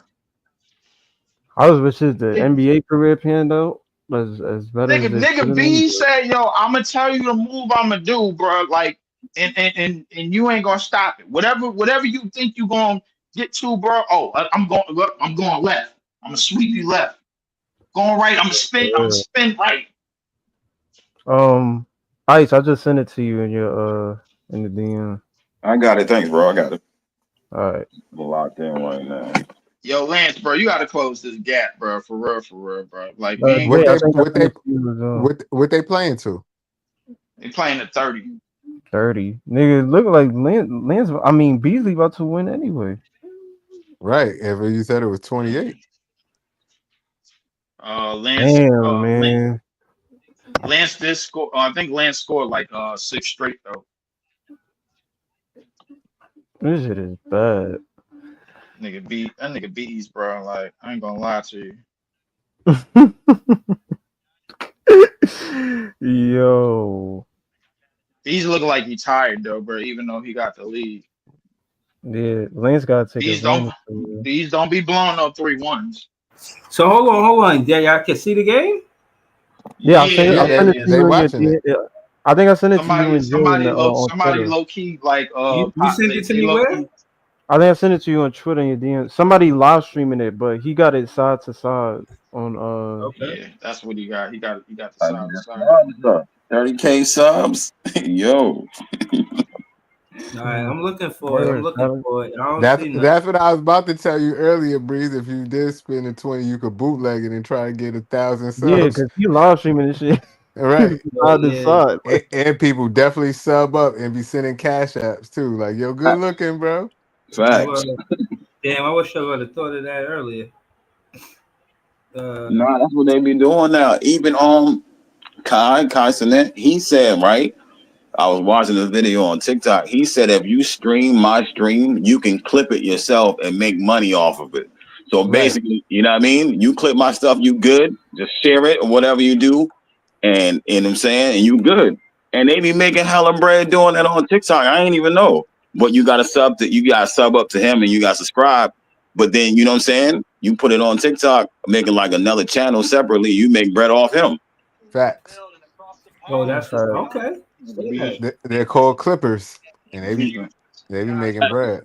Facts. Hold on. I'm gonna tap into that. We're gonna speak more to that. Hold on. I clicked the link and say Hoop Talk 1-on-1. White Old Pipe Podcast. Yeah. That's him. Okay. I don't see him. I don't see nothing yet though. I think it's a timeout or something. I don't know. He gonna pull it up. Yeah. But I ain't gonna Beasley got this shit in the I ain't bag. gonna lie to you. This nigga bees, bro. I ain't gonna lie to you, bro. Like if he doing this, if you getting I ain't gonna lie to you, bro. Beasley versus Carmelo, bro. Like I ain't gonna you should listen. That should be the next one. I ain't gonna lie. I don't know, but they should make that happen. Beasley versus Lance is happening, but if it was ever a time for Beasley to prove anything, Melo went to the big three too. versus they on the same team. Wait, they on the same team in the big three. And fucking Michael Beasley requested a trade because they drafted Lance Stevenson. That's probably how this all started too. Nah, that was after that. The big three drafted a couple weeks ago. Yeah. But that's I was gonna pull up the content, but dude just talking. He just talking. Let me go back into the feed. Maybe he got some footage that I missed. Yeah, because it definitely was pulled up. Might be a timeout. I don't know. Nigga, Bees told him it was gonna be a lot, and Bees told him it was gonna be a lot to a little. It's gonna be a lot of me. That shit is great. I thought Lance would have just showed up more than he. You know what I'm saying? I mean, Lance was getting ready for this. He was preparing. Nigga was, the nigga was working out, man. Oh, he pulled it up, Bree. He pulled it up? Well, he pulled it up, but I don't know. I mean, game is 30, bro. I mean, I don't know what more basketball is left to be played, realistically. Beasley almost like game 20. I don't see no content, bro. I just see him talking. Like, what am I missing? Let me see. Live stream. Yeah, this is him. But I don't see no basketball game. And in Kansas State, Michael Beasley was an animal. If you go back a little and click on the live stream, I think you was recording when it was like when Bees had like 19. God, I don't know. He was cooking Lance this whole stream. Nigga, Lance is pushing niggas in the crowd and all that, bro. Hold on, I got them up on the court. Bringing no condoms, I'm gonna do it to you. You understand, nigga? I can't wait to get you out there, nigga. I'm gonna be looking at your back, nigga. Hey, yo. Yeah, nigga. Yeah, nigga. I'm gonna make you shake ass, nigga. Never. Ain't bringing no condom. I'm gonna do it to you, nigga. I'm gonna do it to you real sexy, nigga. Hey. I'm gonna do it to you real sexy, nigga. Ooh, I love this. This is ooh. I'm thinking you better move, nigga. I was waiting purposely. I don't talk on. I like to see your eyes when I speak, nigga. You understand? I like to see your soul when I look into it. You understand, nigga? You understand? That's what real dogs do. You understand, nigga? I can't wait to get you out there, nigga. I'm gonna be looking at your back, nigga. Hey, yo. Yeah, nigga. Yeah, nigga. I'm gonna make you shake ass, nigga. Never. Ain't bringing no condom. I'm gonna do it to you, nigga. I'm gonna do it to you real yo. sexy, nigga. Hey. I'm gonna do it to you real sexy, nigga. Ooh, I love this. This is ooh. Oh, yo, Breeze, it's on now. Let me click it. Yeah, so he brings it back up. He brings it back. He brings it back up. YouTube. He brings it up and then he pulls it back. I guess so he don't get copyright or something. I don't know.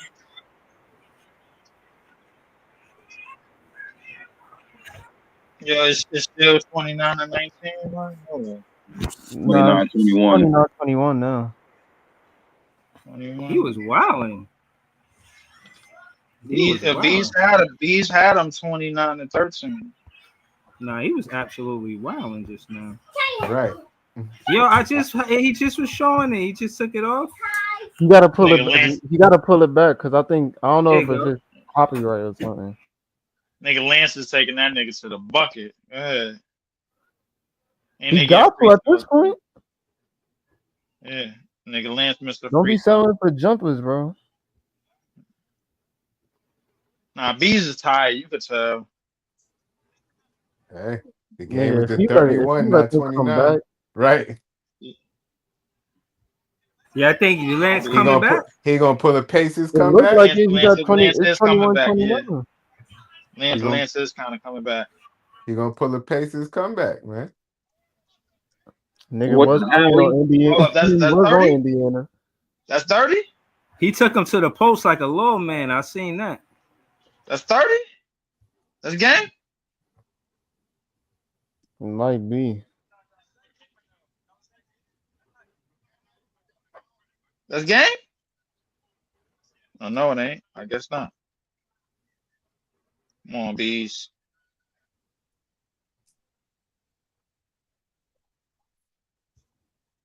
Hold up. Bruh, I was hyped. He showed one little clip. That's it.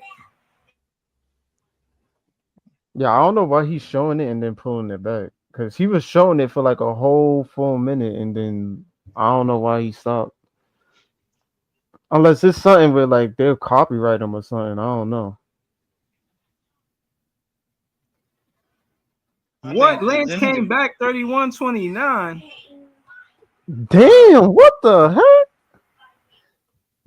I ain't gonna lie, Breeze. You might as well just pay and stream it yourself, bro.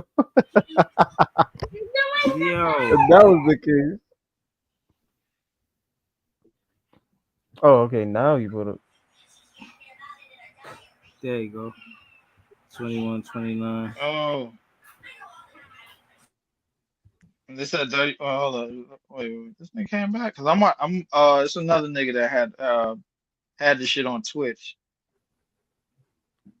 Oh yeah, Another Twitch nigga would that be had another Twitch good. shit. Another good one. I'm gonna go through X and see if they got any content we could watch highlights and whatnot. Yeah. Right, since most of the game over already anyway.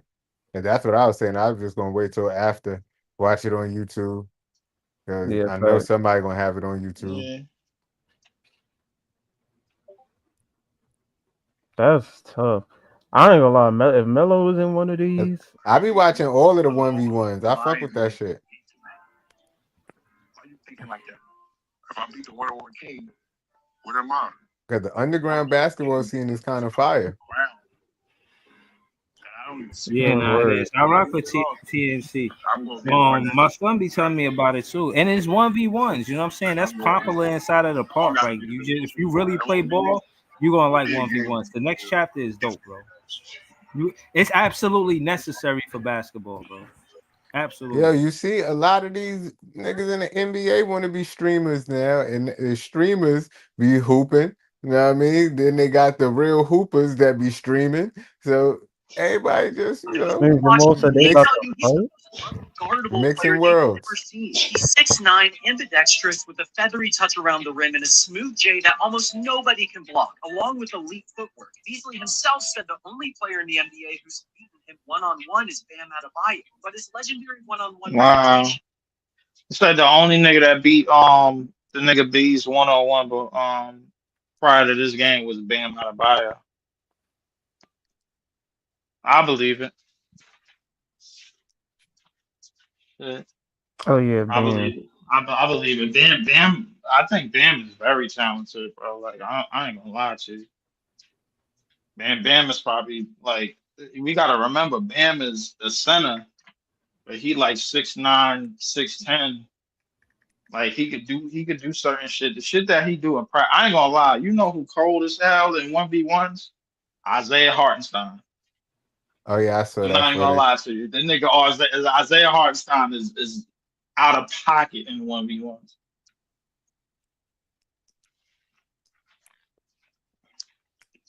These left-handed niggas can't be guarded, bro. I ain't gonna lie to you. Yo, I think They said they're about to fight. yeah, I don't know. I'm Nah, trying I to see think what- one of the niggas in the crowd, bro, that was on B side. He tried to come on the court, bro. The nigga Lance got him up out of there. They got a bunch of the clips where they talking to each other. I guess I'll show y'all that until so we get some basketball. Get you out there, nigga. I'm gonna Hold on, this other. Let me. You want me to go get a fucking mortgage? You want me to put my kids' college funds up? You want me to put what, nigga, 401k? We both got those. Retirement, you want to put my bridge up, nigga? We can do it, nigga. See, that's why I'll come outside. Niggas come outside and they get to talking, and then when I get to talk back, they get to switching up what the fuck they say, nigga. I'm mean, nigga. I don't gotta say nothing I mean twice, you understand? And my girl gonna see this and she gonna be mad as shit, nigga. I just put all this shit up. Nigga, I put the cars up, nigga. The Maybachs, nigga. I put it all up, nigga. I put it all up, nigga. I go borrow some money to put up, nigga. Show me, see your money, man. He said I was borrowing. You want to put a house up? You want me to go get a fucking mortgage? You want me to put my Yeah, he talk a good one, Jay. What you think about how he talking? He look like he talking the most shit. He is talking about shit. Nigga said, nigga, I put everything up. My girl gonna be mad when she see this because of all the shit I put up. Nigga said, I borrowed some money to put up right now. Hey, yo, hey, like this dude is hilarious, bro. But they don't stop there, bro. There's more. I mean, you got to be disciplined to even put the weed in the J. You know how many times I got to sit there and roll that motherfucker up, nigga? Fuck, that's discipline, nigga. Consistency. Back to back to back to back, nigga. I'm gonna show the world what discipline look like. You don't know what discipline look like. Your stomach still shaking. Man. Oh, Yeah, look, that Shit motherfucker. rip. It ain't no abs, nigga. Shit rip, what? And that's gay. You just show the whole rip. world you can. Why you That's showing me mad, your Already, nigga. Why you showing me your Already, stomach, boy. you fat motherfucker? No, Yeah, this gotta be cool. I mean, you gotta be disciplined. because this can't be I'm not intimidating. showing no man my stomach, bro. Listen, That's mad, if I was ever trying to intimidate a man, which I don't, I would never show him my stomach to try to intimidate him. It don't That's seem not like that's an it. intimidating thing. So what would you show him? That's not it. I wouldn't show him. I wouldn't show him. I wouldn't even show that nigga my championship rings, nigga. Like, get out of here, bro. Like, Look at his face. Look at Beasley's face. Says it all. His face says it all. But Beasley can't be saying that, and you talking about I'm gonna get to your nipples and all that. Like, Hold on. There's more. There's Nigga, more. you stop.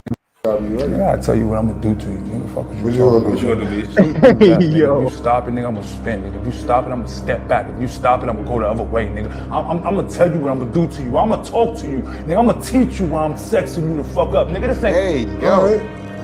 The fuck is you? This consensual, nigga. I want the people to know He that. said it's consensual. Make sure you get a bigger shirt. He said he want the I ain't people to wearing know no that. shirt. Cool, nigga. Better. Get to them nipples. You hear me? Yeah, it's gonna be real. It's gonna be real sexual, nigga. It's gonna be real sensual, nigga. I'm gonna do it to you, nigga. I'm gonna real do it to you, nigga. You hear me? I gotta tell you what I'm gonna do. That was nasty talk.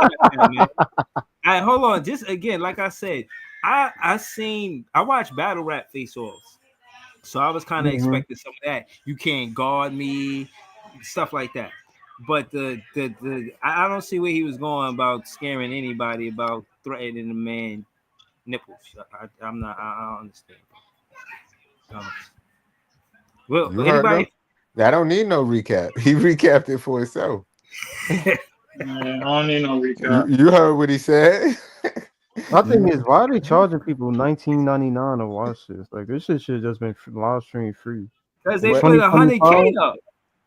Yeah, That's why. they're trying to make that money back. I don't need no recap. Cause they had a whole season of this shit. They had players that Bees they was won? coaching. Bees won already? I don't Nah, know. they said last one. I don't know. Nah, they saying Beasley did. He won 30-21. Beasley won 30-21. Okay. Damn. Nigga said it was gonna be a lot to a little. Oh, hold on. Winning. 30 to what? 30. You got any score predictions? It's gonna be a good game. Make one, and I'm gonna get disrespectful. I just got me winning. 30 to what, nigga? It don't matter. As long 30 as to what? As long as I nigga? win. I'm mad if you get 12. Come on, dog. Yeah, let's talk that shit, nigga. No way. Bees, you got a score prediction? Do I got a score position? Yeah. I'm gonna win. A lot to a little. A lot to a little. It's gonna be a lot of me and you, and mostly me. You got any score predictions? It's gonna be a good game. Make one, and I'm gonna get disrespectful. I just got me winning. 30 to what, nigga? It don't matter. As long 30 as to what? As long as I nigga? win. I'm mad if you get 12.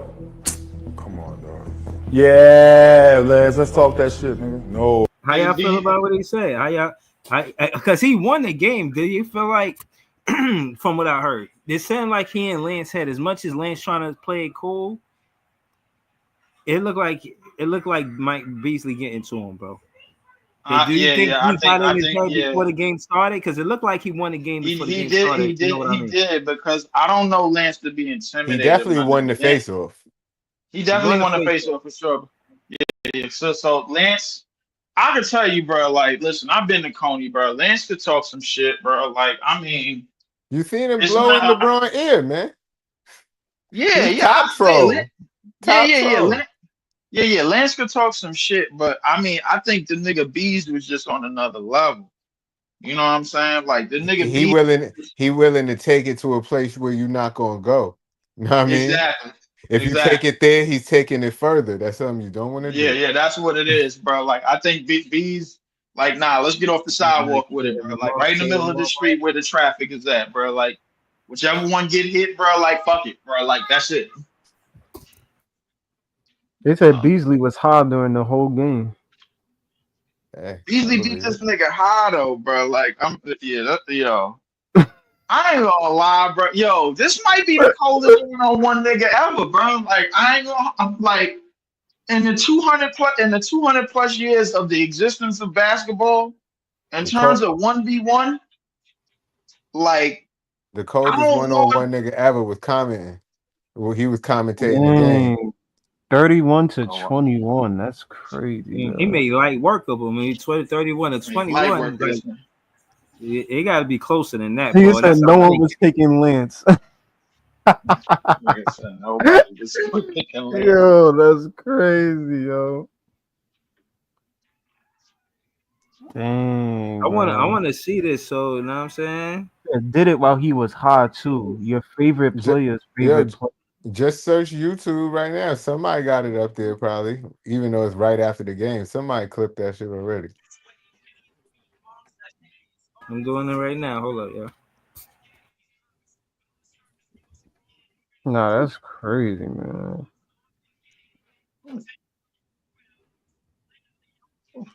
Nah, but Beasley is definitely one of the best one-on-one players. Yeah, I ain't gonna lie, Steve. Like I the only nigga I could probably see colder than him. I mean, probably Carmelo, bro. Like, I'll be honest with you, bro. Like, if them niggas at their ultimate 1v1 prime and peak, Melo is probably the only nigga, bro, that could stand on the same court 1v1, bro, with Bees, bro. Like, I ain't gonna lie to you, bro. Like, you telling me this nigga only lost one game to Bam Adebayo, and I think Bam is very skilled, bro. Like, but It's just certain niggas don't like that in a 1v1 game. You just not gonna get, bro. Like, I mean, it is what it is. Bees is one of them niggas, bro. Like, I mean, there's nothing I can really say. There's nothing I can really say, man. But yeah, shout out to Bees, bro. Damn, 31-21. I'm looking for the Yo, content. this shit is crazy. They gonna plug that shit on YouTube. They gonna plug the game up. I already know it. 31-21 for 100K. Damn. For 100? For the hundo? For the 100? Like, damn, bro. For the honey bun. For the hunt. They was about to put two up. The nigga Lance was dancing around that shit during I sent you one of the clips, Bree. Somebody put up one of the clips. I ain't gonna hold you. This nigga was cooking Lance, bro. Shout to LM for the content. Word, we fitting the work here right now. Hold on. Dude, I told y'all, man. I told y'all. That nigga Lance ain't with the bullshit, bro. He told that nigga, bro, like he told that nigga what time it was. I told y'all that. Nah, this move was ridiculous, man. This is 2-0.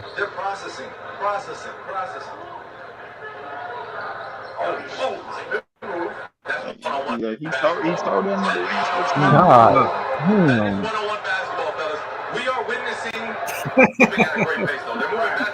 Yeah, this move is tough, LM. That's tough. I gotta see that one more time. This nigga 6'9" doing this too. That's not fair.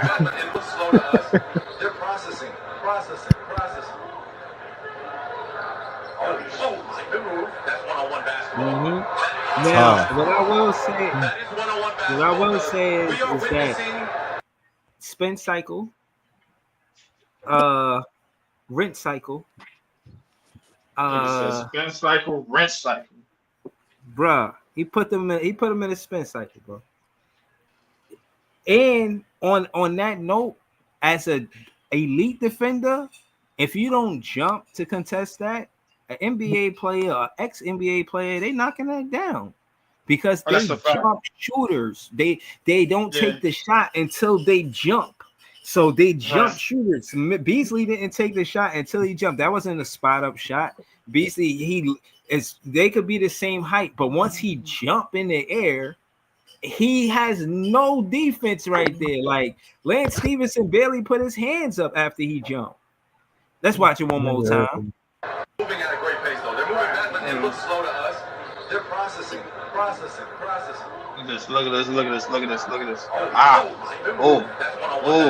He even put a hand up, bro. I want to show y'all something real quick. I mean, Lance is like 6'5". This nigga's 6'9". Look how small he is compared to Beasley. Yeah, I ain't gonna lie. Yeah, the nigga Beast is about 6'9", 6'10", close to it.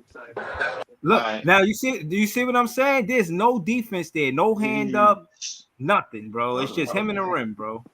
I think Steve Lance probably would have thought that probably would have been a foul or something. He probably would have jumped. I mean, how much could he do? I mean, the nigga's 6'10" moving like that, bro. Look how small he is compared to Beasley, yo. There's nothing he can do. And I said that before. Oh, I sent two more. I think they got the same page got a couple more clips. It looks like they uploading everything now. Where you get these clips? I think it was the same page I showed. Same page I sent you. That's a like, share, subscribe. Okay. Lance gets it wrong on his first. Also, check 29-20. What's this point game? Damn, he just went right past him. Damn, why you looking at him like that? The game? I'm still rolling with Oklahoma. 26-13? I am concerned because you got a 15-point lead. Yo, when I said that, I said it right, but I didn't really know he made light work of him like that, bro. 28-13 is crazy.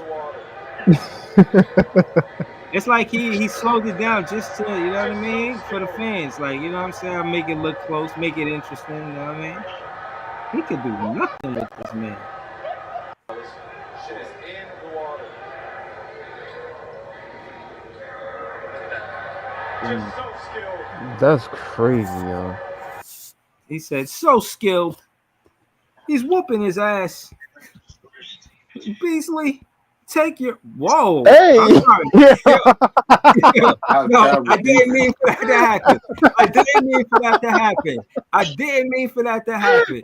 I'm sorry, y'all. Listen, everybody that's watching, I did not know when I scrolled down that was the next thing that was down there. Like, I was just innocently scrolling. I didn't search that. It's not in my search bar. I promise you, bro. I did not know that was going to happen. That was crazy. Yo, what was that? Yeah. That was crazy. That was crazy. Obviously, that looked like something the Dodger fans like. No, I think that was Dodger fans. So you got to bring up the Dodger fans because it wasn't a Yankee fan. I mean, Yeah, he bugging for that. I'm sorry. That nigga Bees. No bad. They ain't had no bad and nothing, yeah. God, hell nah. I'm not sure. You trying that in front of people? Nah, I'm good. I'm telling you, that nigga Bees, bro. Like, nah, 28-13 is wild though. Like the fact Lance even made it to 21 is crazy, but 29-13 is wild, bro. Like the nigga Bees told him. He told him, bro. Like he told the nigga. You know what I'm saying? He told him. That's all I'm saying. This is real? Oh my gosh. Mavericks are going to give permission for Kidd if he wants to interview for the Knicks coaching position. Wow. I don't know why he would do that though. I mean, Brunson, you in a the better relationship spot. he got with Brunson. Shit. I mean, probably, especially since they did the Luka trade, he might be off that organization. But I mean, do Kidd make you? I don't know, bro. I don't think adding Kidd to being head coach is gonna make y'all better. Like, is it gonna make Cat automatically play defense? Like, I don't know. You still got a lot of problems to solve with that roster. I don't know, man. Say Kidd to who? What? The Knicks, apparently. I don't even know if you can do that. You can get permission for your coach to I mean, interview them? I think I seen Doc Rivers get traded one time. That nigga got. I ain't gonna lie. That nigga Doc Rivers got 9 lives in the league, bro. Like, I ain't gonna hold you. He stayed with a job. This nigga Doc Rivers, bro. Like, he could get a job on the fly, bro. Fuck up a team, get a job. Fuck up a team, get a job. he must be a good guy. Yeah, he must Good be. job, a horrible coach. No, that's what I'm saying. He must be an amazing person. I mean, like, just to be around, like, must be a great locker room guy. I don't know, bro. Like, they be listen. That nigga be getting job after job. That nigga done held down more jobs as an NBA coach than anybody is than like 9 different teams, bro. I'm like, this nigga Doc been all over the place. Doc was with the Clippers. He was with Philly, with Milwaukee, with fucking Boston. Yep. Damn, this nigga Doc was all over the place as head coach. And choked away leads too in terms of series. This nigga done fumbled at the 1 yard line, bro. So many goddamn times, bro. The series was in the bag, bro. This nigga just fumbled. Madden style. No recovery system, no nothing, bro. Just fumbling. Yeah, That's wrong. I didn't even know you can do that in terms of Me letting neither. coaches be interviewed while they still got a job. I didn't even know you can do something They like asked that. permission. I mean, at least they did it with Brunson. They didn't even ask permission or say excuse me. So at least they asked permission this time. If Rick Brunson is the head coach, I'm gonna be crying. They said a lot of the players don't like him.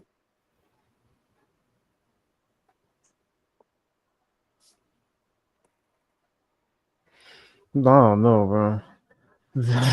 Firing Thibodeau, I think, was the wrong move. If anything, that nigga got you out to Eastern Conference Finals. Like, I don't know how far they gonna get with the next coach. Right. Took a group of bubs to the Eastern Conference Finals. They should be thankful. For real, I don't know. This is bad. Shit. They gave all them Knicks players streets. Did they give Thibodeau a street? I don't even did they?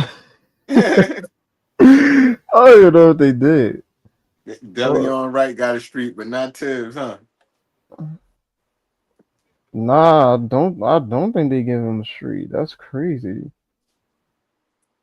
Damn. Yeah, they don't got a street for him. They don't got a check for him neither, man. Fucked up. Wait, dude, let me see. They got Jalen Brunson. They got Achua. They gave Tyler Kolek a street before Tom Thibodeau. That's crazy. The disrespect continues. Precious Achua. Nasty work. Jalen Brunson Boulevard, 7th Avenue and West 11th Street. They gave Pacom Deet a street before Tom. That's Paku Dadier. Yeah. That's what I'm saying, bro. Mayor Adams doing all that, but that nigga couldn't lift up the COVID vaccination for Kyrie. Right. I be feeling like he be having favoritism, bro. It is what it is. He a Knicks fan. That nigga definitely a Knicks fan, because he giving these dudes streets, all that. Crazy. If the Nets made the Eastern Conference Finals, would that be the same rhetoric? Like, would we get a street? Would they give Cam a street? Would they give most of these players street names? Like, yet to be seen, because the Nets hasn't made the Eastern Conference Finals. But if we do, I wonder if that's going to be the same treatment, because these niggas even make it to the finals and they got streets. Like, that's crazy.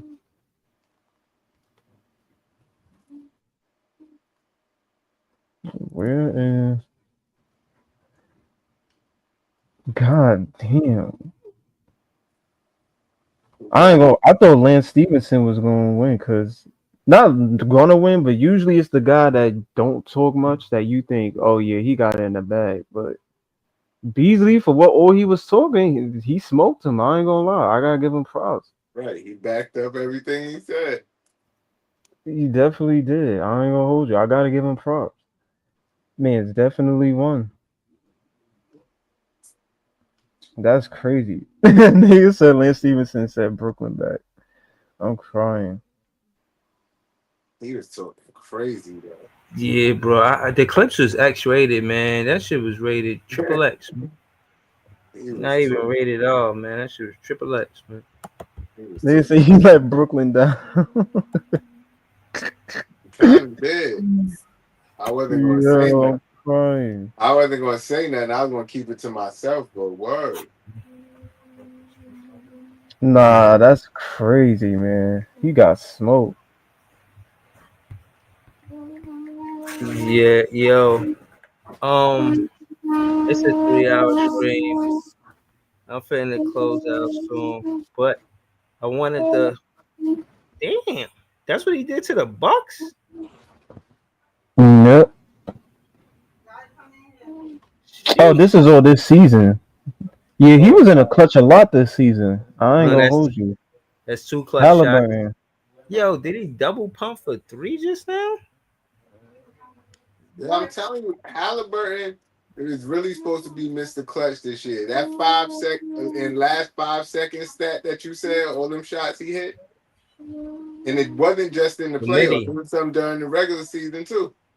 So Oh yeah, he this is fought- what I think I was talking about when he hit over Giannis. Oh, That shit was tough. Right. Look at Giannis. He tried to call for a replay. He couldn't believe it. Man, I can't believe he just did that. Miss Luca. On Luka. Y'all talk about he better than Luka. He hit a game winner on Luka. What was that, Sabonis? Sabonis said, you got him.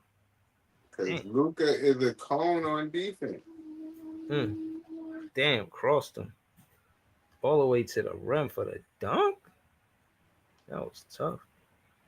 Indiana and OT.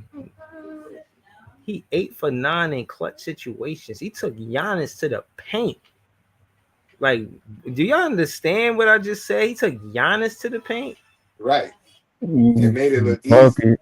Made it look light. He gave work to Ty Jerome right there.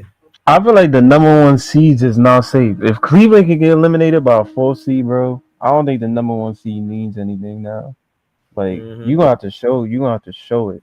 Like prove you the number 1 team in the East. Ooh, he crossed McCall up like that. Nigga was stumbling. This is this got to be the craziest shot I've seen in the playoffs ever. Yeah, that shit was crazy. Yo, he crossed McCall up. Yo, McCall supposed to be there for defense. Come on, man. Sweet. This nigga 3-point shot is so nasty, but it go in. Doing that. And then those is 13 he been doing so. Yo, he did it over 10 times. 13 for 15 is efficient. Luka ain't did that. Yeah, I'm just this whole season he been clutch. You gotta give it to him, man.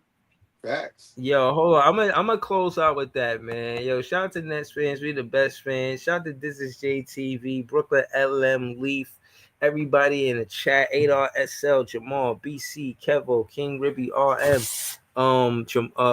Easy, Brock Work. Shout out to all y'all, man. I appreciate all y'all. I'm gonna try to be back with more footage of Beasley giving Lance Stevenson that Workington. Yeah, and you know, well, you said that I'm just taking a time out, man. I'm gonna come. You only said that Workington because you gave T-Time that work after you said that. Yeah. I actually thought of that when I said it. You know what I mean? That 1v1 is gonna be great. You know what I'm saying? That's in September. It's going to be on a Saturday. The more Nets fans, the better. And hopefully y'all tune in, man. Tap in, man. You really come to the park. You know what I'm saying? Especially fans like Brooklyn LM that be helping me grow the podcast on when I go live. It'd be dope to meet them for the first time. You know what I'm saying? But I don't want the first time to be the KVN. I want to have a Nets fan day. Me and Jay have to be diligent on orchestrating a Nets fan day, man. We gotta put this together, you know what I'm saying? But yeah, we're gonna be back with more content really soon. Thank y'all for tuning in. Nets fans is the best fans. Peace, y'all. Later.